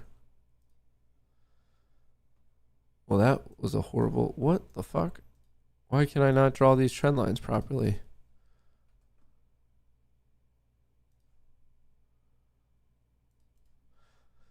All right, we have pretty much equal highs at 750 on NQ, but we do have a higher low. So even in the smallest of time frames, I'm really drilled in here on the 500 tick. The bulls are still in control, and obviously a nice target would be the intraday high, which is obviously also the IB high up here at 69.70, which from this point is still a pretty nice return. That's 25 points if you get that right from this moment. That's a $500 return. The risk is a little bit wide. I don't necessarily love risking 35 points. Your risk would be here, especially because a bounce off of 700 wouldn't be so crazy, so you might get knocked out anyway. Sometimes when my risk point is right on the other side of a key psychological level, I'm not the biggest fan of it, because no one would be surprised if we swept 710 and it bounces off of 700 or 695 or something like that. So for me, if I took this trade, my risk is currently 81, which means I'm risking 70 points. I don't want to risk 70 points. So I wouldn't be using this one just because of its proximity to a key psychological level. So I'd be forced to use 81. And then if I'm wrong, I'm blowing out 60 points. I don't want to blow out 60 points. Even if there's a 80% chance of me being right 1 in 5 times, I would be taking that loss, and the risk reward isn't worth it. That's far more risk than it is reward. So even if I had an 80% hit rate, the trade wouldn't be worth it. Obviously, I'm not commenting on this one individual trade, but we're talking about it in like a longer term systematic mantra that I don't necessarily think it's appropriate. I don't think it's necessarily appropriate.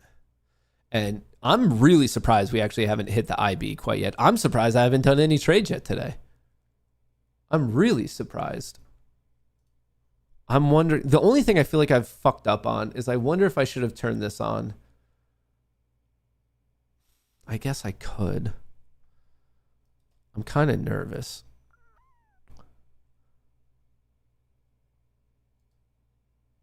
All right. I turned on Icarus long for 7 of my accounts, and then the other accounts I plan on manually executing Icarus. Oh, brother. Oh, brother. Oh, brother. Oh, brother.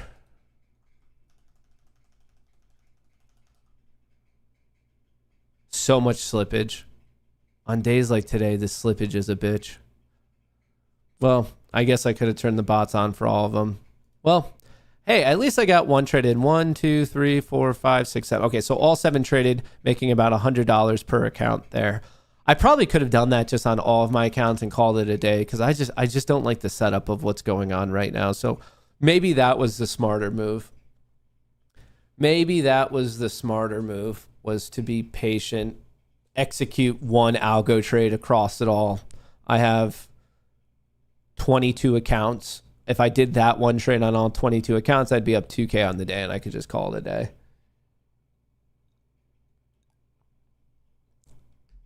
Icarus can only do long trades. If I only put on Icarus long, sometimes I put on Icarus short. Sometimes I put on Icarus long and Icarus short. But the reason Icarus has a long and a short option is because the market is not symmetric. When you sell off with more aggression than when you pump. So because of that, mathematically, you wouldn't want to play them like exact same.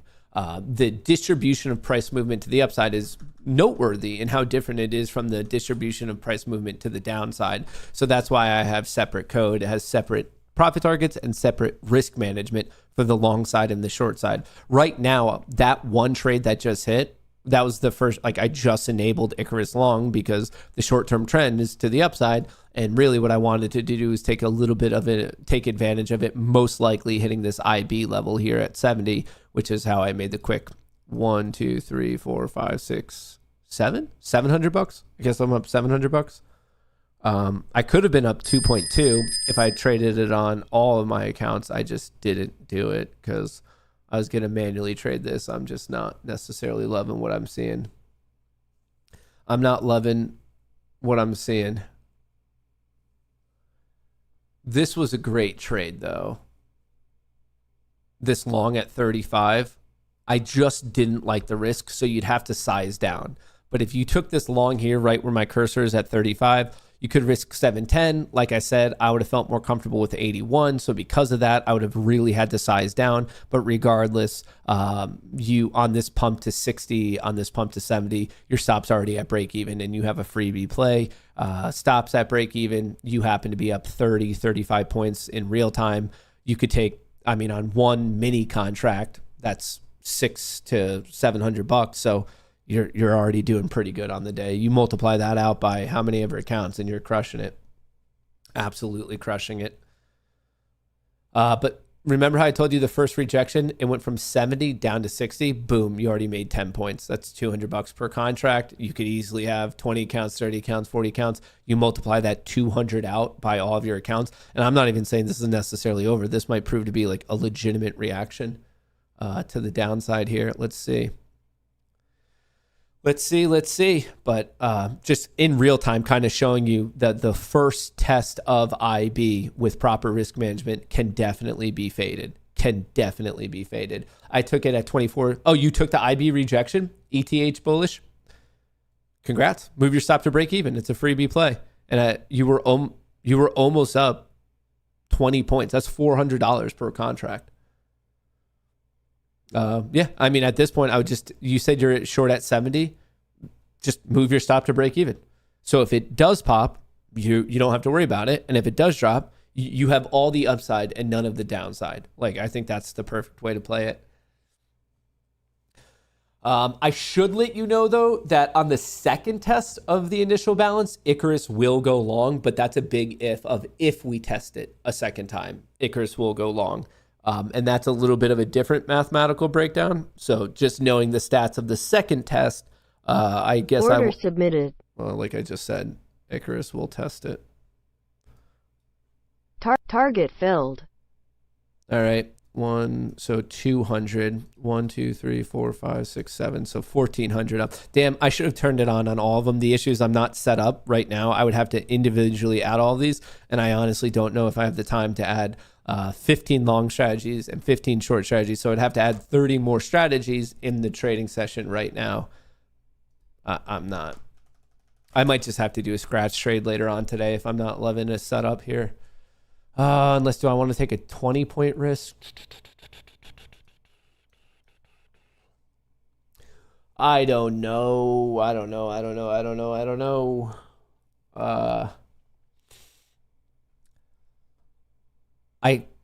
I mean, I really like that Icarus trade right here because you're risking 48. You're in at 64. So it's a 15-point risk roughly. So you're risking $300 at this point on the break of 80. Your stop's already break even. Your first target is probably 800. You could scale out there. And then if you have a runner, you have a runner. If you have a runner, you have a runner. What's IB? It stands for initial balance. It's the first hour from 9:30 to 10:30. It's the first hour's high and low. That's the initial balance. It's a very popular concept, which means it very rapidly becomes a self-fulfilling prophecy. Very popular concept. Avago. All right, here, let's go to the 5-minute on all this just so you can see it. So after the consolidation, the Qs, the NASDAQ did get its upside breakout, which statistically is what happens. Generally, whichever direction you're heading before consolidation is the direction you commonly break. But when I say common, you have a 5 to 15% edge depending on how strong the trend was going into it, but there is an edge. But one thing that I hate is like, okay, you saw those triangles that I had drawn right here, basically, specifically this. What I hate about is when this is taught, people are like, oh, okay, you have this consolidation and it's a bull flag or it's a bull pennant or whatever the fuck you want to call it. You got to play the upside break. Technically, that's true. But what those people don't tell you is that the edge isn't that good. People talk about it as if it's like, it's guaranteed. Like, okay, you're pushing, you consolidate, you got to continue. And like, statistically that's accurate, but the way it's taught, it seems as if it's a guarantee. It is not a guarantee. You have about a 5 to 15% edge playing that. So do you have an edge? Yeah, I'm not saying you don't have an edge, but it's when people teach you that quote unquote technical analysis, it is taught in a way where it's like, oh, this is like guaranteed. And that's like exactly what you should be doing. And it's just not. It's not as good as you would think. So is it good? Yes. Is it net profitable with proper risk management? Yes. But the emphasis there is on the proper risk management, because if you're too confident in it, you'll overbet. And then one of those times, the other 40 to 35% of the time that you're wrong, is only going to take one of those for you to lose everything. So is it something that you can trade? 100%. It just, as everything, it comes down to your risk management. It really, really does. Okay, we're watching this. We don't really need this. We don't really need this. And we don't really need this. Here's a look at the Mag 7. Started picking up again, not necessarily for this week, but for further duration, it is picking up. The S&P 500 is now a runaway train. It is now a runaway train. Wow. Look at that. All right, we are above the transition zone. So as long as we hold 75, that means 700 is very much in play.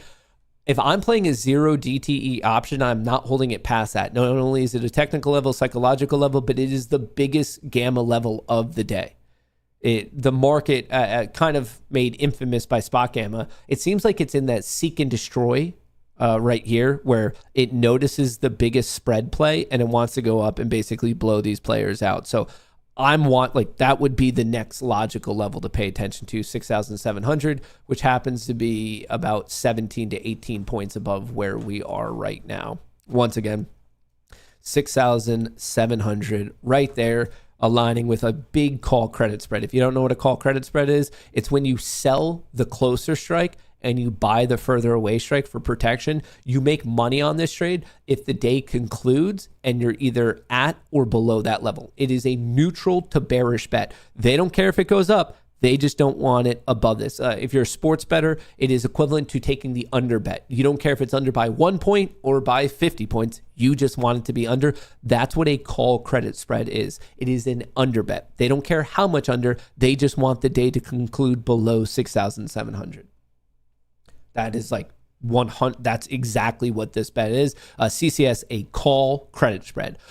You might be thinking, well, if there's a call credit spread, are there such things as a put credit spread? Same thing. And that would be, through the analogy of sports betting, that would be equivalent to an over bet of you just want it to be above. And just so you know, we're also getting close to the spot gamma implied 1 day move high, which is around 80. So it seems like this area, it gets interesting. It gets a little saucy.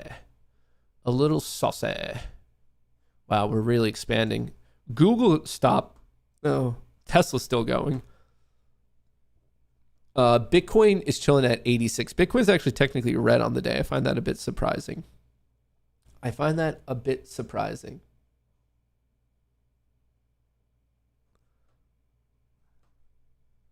Google's actually taking a bit of a hit right now.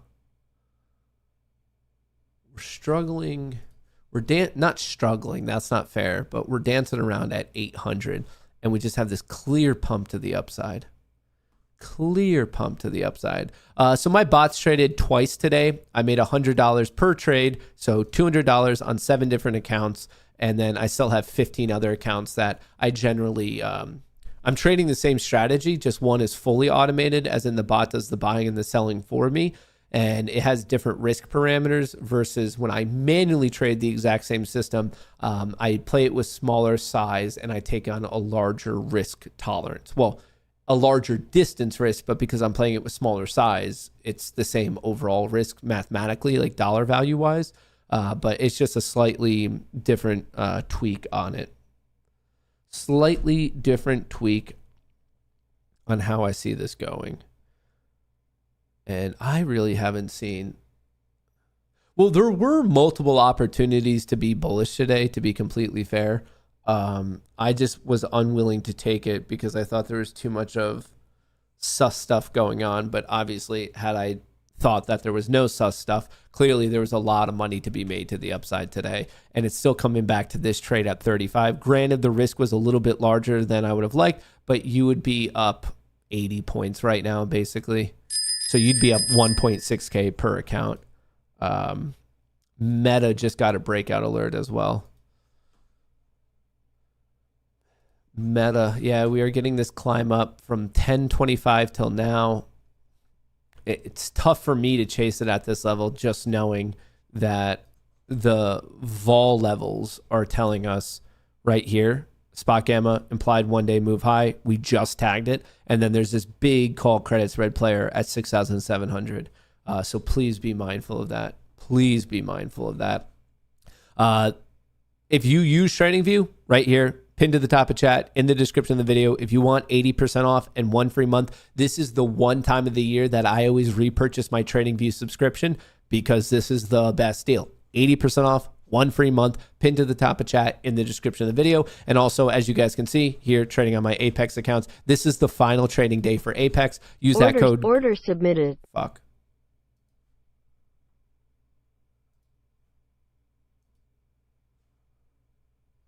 Uh-oh. It's playing the bounce off of 800 with pretty bad slippage, but maybe gets lucky anyway. All right, 300 locked in on all 7 accounts. 1, 2, 3, 4, 5, 6, 7. So that made 2.1K. Damn, I really could have just probably done this on all the accounts. That's what I'm kicking myself of today. That's where I'm kicking myself today. I probably should have been like, you know what? I don't feel like manually trading. Don't feel like manually trading. I probably could have just let the bot do bot stuff. And I could have been done at the end of today's show. And now I could easily still just do a BS scalp trade to get a trade in. Where's the Apex Black Friday deal? It's right. Just use the code. If you use the code Goonie, you'll get it 80% off. This is the final day of it. So on Apex, just use the code Goonie when you're checking out in the coupon code section to take advantage of the TradingView Black Friday deal. It's pinned to the top of chat. It's also in the description of the video, and also my mod will put it in chat. But to take advantage of the Apex deal, which ends today, code Goonie. To take advantage of the TradingView deal, just click on that link. And we're still going here. Google's showing a little bit of weakness now, which I wonder, is that like a toppy signal for the SPY and the Qs? it's really, really difficult to pick the pivot points, as in, like, is this the top? And just kind of putting some of this together. This region, I mean, I'm showing you, according to Spot Gamma, this is like our extreme vol measure of the day up here at 6685. And then also seeing this call credit spread at 6,700. And it can really jump out to you with the GEX right here, 6,700. Order submitted. Fuck. Why is it still trading? Oh, it just bought off 800 again. It just keeps buying off of 800 off the key level. Well, hopefully it's not wrong.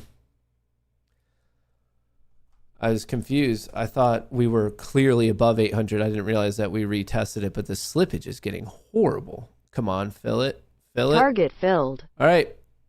400 per account across 7 accounts. So that's about 2.8K, 2.7 after slippage, after commission and slippage. So up almost 3K on the day.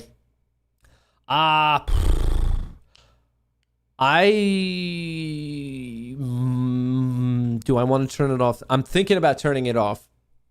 I might let it trade one more time. Or maybe 500. Maybe when the realized gain is above 500, which after slippage would be 1 to 2 more trades. So, okay. At most, I'm letting it trade 2 more times today, but potentially only 1 more time today. This discount doesn't show till after you verify the program. I have no clue what you're talking about, Roy King. I have literally no concept of what program you're verify the pro. I don't know what you were talking about. Tesla still bullish but stalled. Google same thing, still bullish but stalled. But I'm seeing a lot of green over here, and the pack's being led higher by Rumble.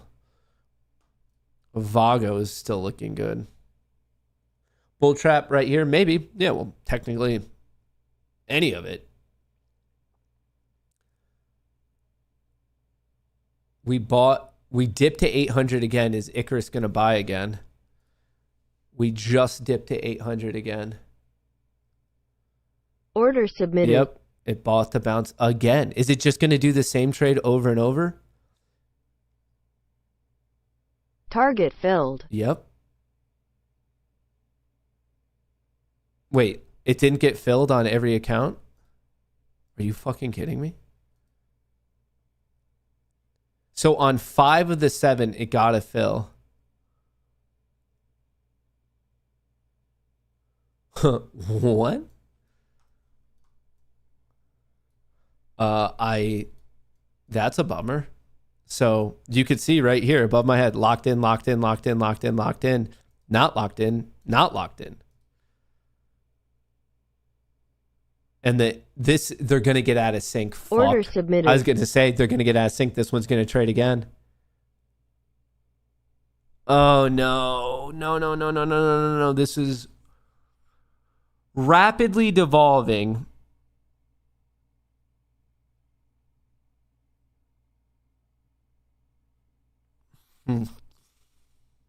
Rapidly devolving, folks.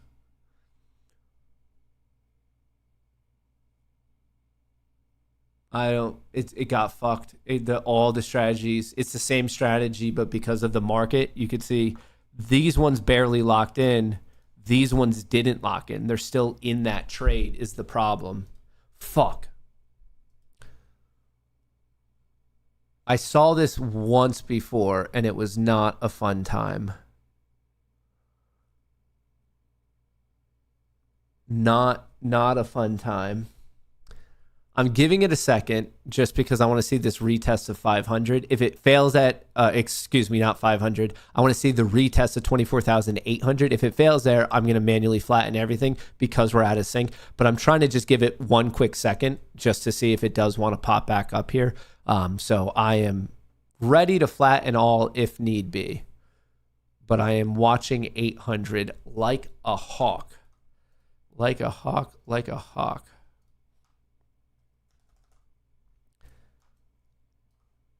Oh, that's a really weird edge case situation. So we're still on two different trades because one got a fill and the other didn't. What's weird is,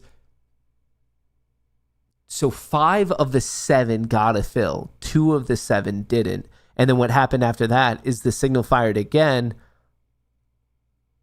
on the fresh 5. Well, we'll see. We'll see. I am basically just watching this. If we can recover 800, I'll keep the position because there's a good chance if it gets a fill. But if we're running into too much of a wall at 800, I'll manually close it out. And now 800 is becoming the point of control of the POC. Fuck, what a weird edge case bug to deal with today.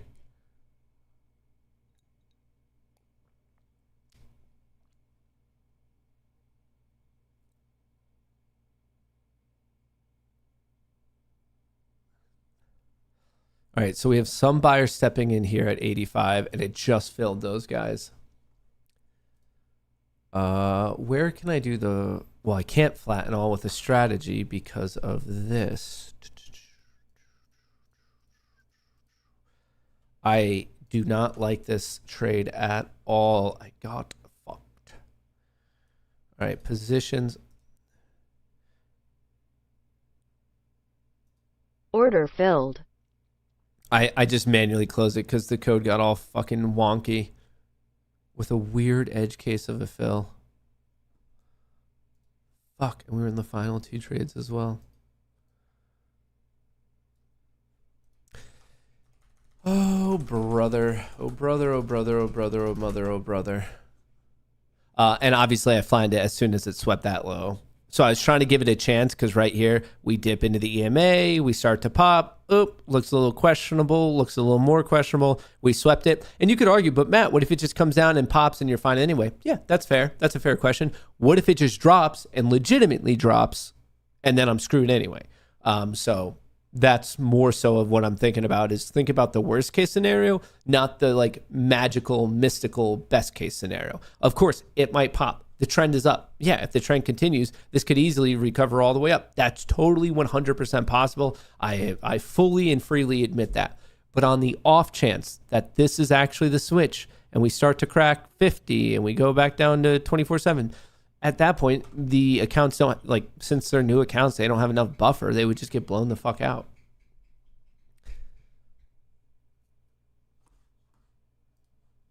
Blown out.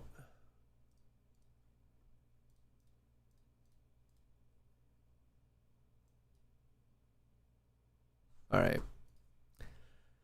Oh, that technically is a long signal. Do I want to take it? Do I feel like risking 25 points? That's $500. Or are we actually turning?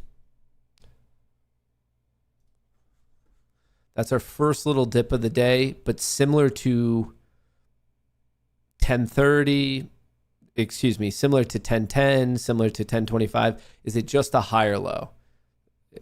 I know when you're zoomed in on the 1 minute or something smaller than that, this seems like a clear pullback. But when you go back to our intraday range, this really isn't that any like that special. Oh, a little bit of rejection right there. A little bit of rejection right there.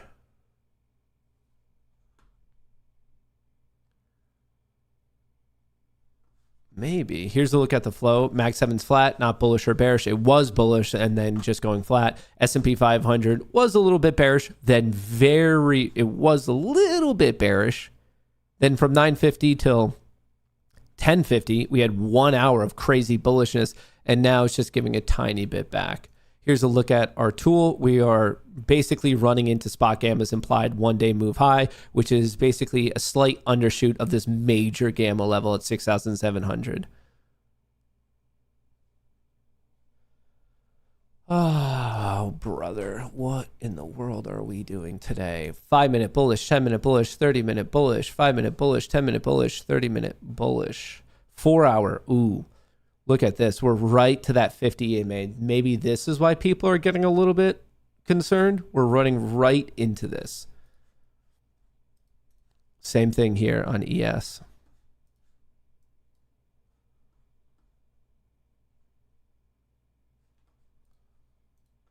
What's our flow looking like? Mag 7.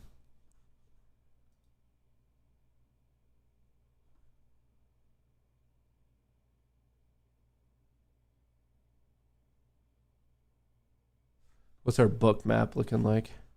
All right, so we have buyers at 70, 65, 60. So basically every 5 points, there are buyers sitting buy orders. And then there's some sitting sell orders here at 87. Interesting. Well, I hate this. We don't need that. VWAP appears to be all the way down at 602. 602. And I do have my trade copier, and I turned the bot off because something got broken there. Well, it wasn't really broken. I guess on an independent level, they did act as expected.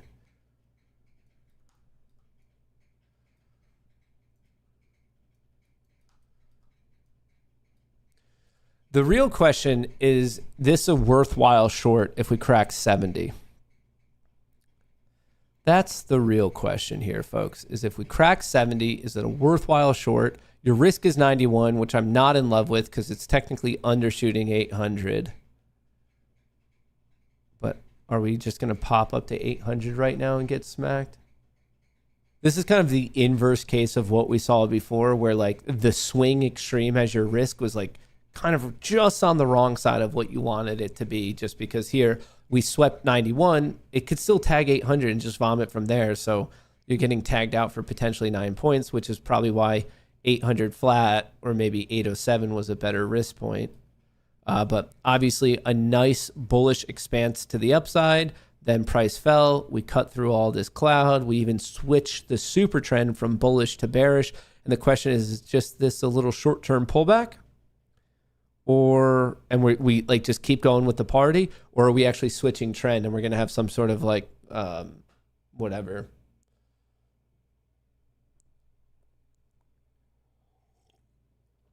Which actually means you could probably watch this consolidation, something like that. And you could probably also watch something like that.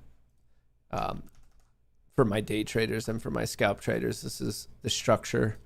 Obviously, a bull flag, a bull pennant, whatever the fuck you want to call it. It is more likely than not that we break to the upside, but not a guarantee. When I say more likely, it just means over 50%. I'm not saying it's like a super majority of the time. Really, what I'm watching is, do we accept or reject 800?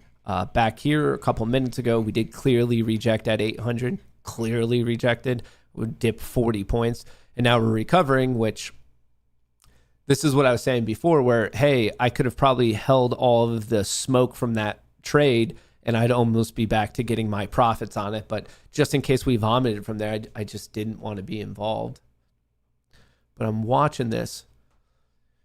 All right, I'm asking the luckiest person in the audience, which way do you think this is going to break? Whoever self-identifies as the luckiest trader in here today, which way do you think this is going to go? Do you think we're getting the bullish breakout continuation or the bearish breakdown reversal? Obviously, going into this, things have been pretty bullish. We are testing the breakout right now, but I'm exclusively asking whoever identifies as being the luckiest trader. I would have gotten my fill had I held my initial position. But I don't know if I would have been able to handle the drawdown. Yeah, but I would have, the signal, even though it got wonky, technically would have worked. Not lucky. Red, up. News, up. Bear reversal. Bull. Oh, you guys are all over the place today. We just made a new intraday high. We just took that out. Wow. That's a bummer. If I just let it take on that, all that heat, it would have been fine. That is a bummer. A bummer. Look at that. Just that little pullback. We flipped the cloud. Decent entry right there at 91, risking 70. You'd have to be comfortable with a 20 or a 30 point risk. At this point, by the time 800, 810 is tested, something like that, you probably move your stop to break even. And now, congrats, you're already up 40 points, up 800 on the day. Just from using recent risk levels, recent swings, high and low. I know some people like to use dollar amount risk of like I risk X amount per trade. I don't like that because that means inherently that your risk is not accordingly expanding and contracting with volatility. If you have bigger ranges, you're probably going to have to take on bigger risk. If you have smaller ranges, it's probably appropriate to take on smaller risk. So I know there are many traders, they seem more so to be new traders of just like pure dollar value risk. And I'm just not a fan of that. I think it should expand and contract with risk. So you could use something like ATR. You can use recent swing highs and lows. But if you're a person who you're like, nope, I trade always one contract and I always risk $1,000. I mean, some days $1,000 is a lot and too much. Other days $1,000 isn't enough. So I've never really been a fan of that because the odds of your dollar risk being perfectly appropriate for the current volatility and also the current like just market structure, it could happen. I just don't think it's it just seems rare. It seems rare.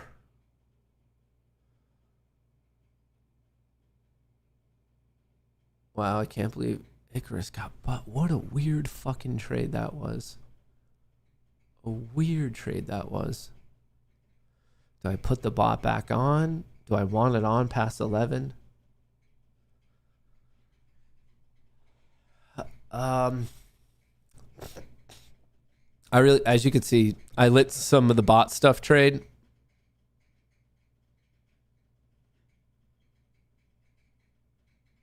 Why are these so much different than these? Why are these down 600? I'm very confused about that differential. Anyway, I really haven't done much today. This pump to the upside doesn't really make the most sense to me. And because it doesn't make the most sense, I kind of miss the ship just because, hey, whether something does or doesn't make sense, that doesn't mean you might make money, you might lose money. But I just didn't, by the time I was like, all right, maybe this is truly the trend. I just didn't see a good risk reward way for me to enter in on the play. And I've been trying to be very, very good about my risk to reward and really keep my sizing in control. And I just haven't quite seen the opportunity I like on all these main accounts, which they're up nice. I have 25 accounts. They're up, I have 15 accounts and they're up 25,000 each. So we're up a good chunk of change. I just don't want to give it all back. And if I need to, I could always just do a scratch trade at some random ass point today. But really what I'm waiting to watch, we're at 91. I thought we were at like 98, 99. I'm watching 6,700. I'm watching this key level right here to see like what in the world happens. Seeing what in the world happens. We're getting, yeah, you can see a little bit of positive gamma right there. A little bit of positive gamma. What in the world is going on? Also, what I find interesting, well, that's pretty interesting. There is still this downside gap fill. I know we're now 500 points away from it, but it is what it is. There is a downside gap fill on NQ. And then we have it at 6,700. Which seems to be like a pretty important level. What is Cheddar Flow posting about? Where's Cheddar Flow? Are you tired of winning yet? Tech buyers, buying. More tech calls. Yeah, people are going crazy on the Mag 7. Crazy on the Mag 7. Plus 1,300 on my Apex today. Congrats. Folks, we're going to be wrapping it up soon, but I just want to remind you, Apex, this is the final day of the current deal. I don't know when or what the next deal will be, but I can tell you this is your final trading session. To use that code Goonie to get 80% off and a $40 lifetime eval to PA upgrade fee. So all in all, it's the cheapest deal I know of that they offer. This is your final trading session to take advantage of it. Once again, code Goonie. And then for the entire week, if you are using TradingView, this is the time of the year that I always buy my full year subscription just because this is the best offering of the year. 80% off, 1 free month, pinned to the top of chat in the description of the video. But for right now, we're going higher. Intraday, I see higher highs, higher lows. Momentum, it's pretty much all bullish. I am watching the 4 hour to see if this holds or if we get rejected. I care a lot about what side this is on because you can see recently, every single time we try to push up, smack, push up, smack, push up, smack, push up, smack. So is this going to be the time that changes trend? Maybe. I don't know. So I'm just letting you know I'm watching closely to where we are going with this today. But obviously the smaller timeframes are still very bullish. Please pay attention to 6,700. It is the key gamma level of the day. So we're going to find out if this player is about to get blown out or if we're going to have too much profit taking and it just gets straight up rejected at that level. So please, please, please pay attention. Other than that, you know about Apex. This is the final day. Code Goonie. You have all week for the Black Friday on TradingView. We will be posting an update video later on today. And however, whatever I decide to do with those accounts, I'll let you guys know. As you know, I didn't trade them today. I thought that this push was a little bit suspect, and who knows, maybe I'll be proven right. But by the time it became very evident, at least to me, that the trend was to the upside, I just didn't like the risk reward ratio. Obviously, if I took a stab at it, I would be up a lot of money right now, but I just wasn't comfortable with the amount of risk. And hey, that's fine. I'd rather miss out on a good play, which is what is happening right now, rather than getting into a bad play that I am not at all happy with. So hey, it is what it is, and there's still more time in the day. But if worse comes to worse, I'll just end up doing a scratch trade and I'll just get a little bit of the money, like get a trade in to count for a trading day and move on with my life. I'd prefer to have kind of a nothing day rather than a day that like I was trying to have a nothing day and then all of a sudden I get into something silly and stupid and it blows me out. So I just don't want to be dealing with that. So that's where we're at. I'll keep you guys updated. Update video coming out later tonight, and then we will be streaming once again tomorrow morning. That's what I have for you. I hope you guys crush it. I hope you make a bunch of money, and I will catch you guys on the flippity flip. Peace.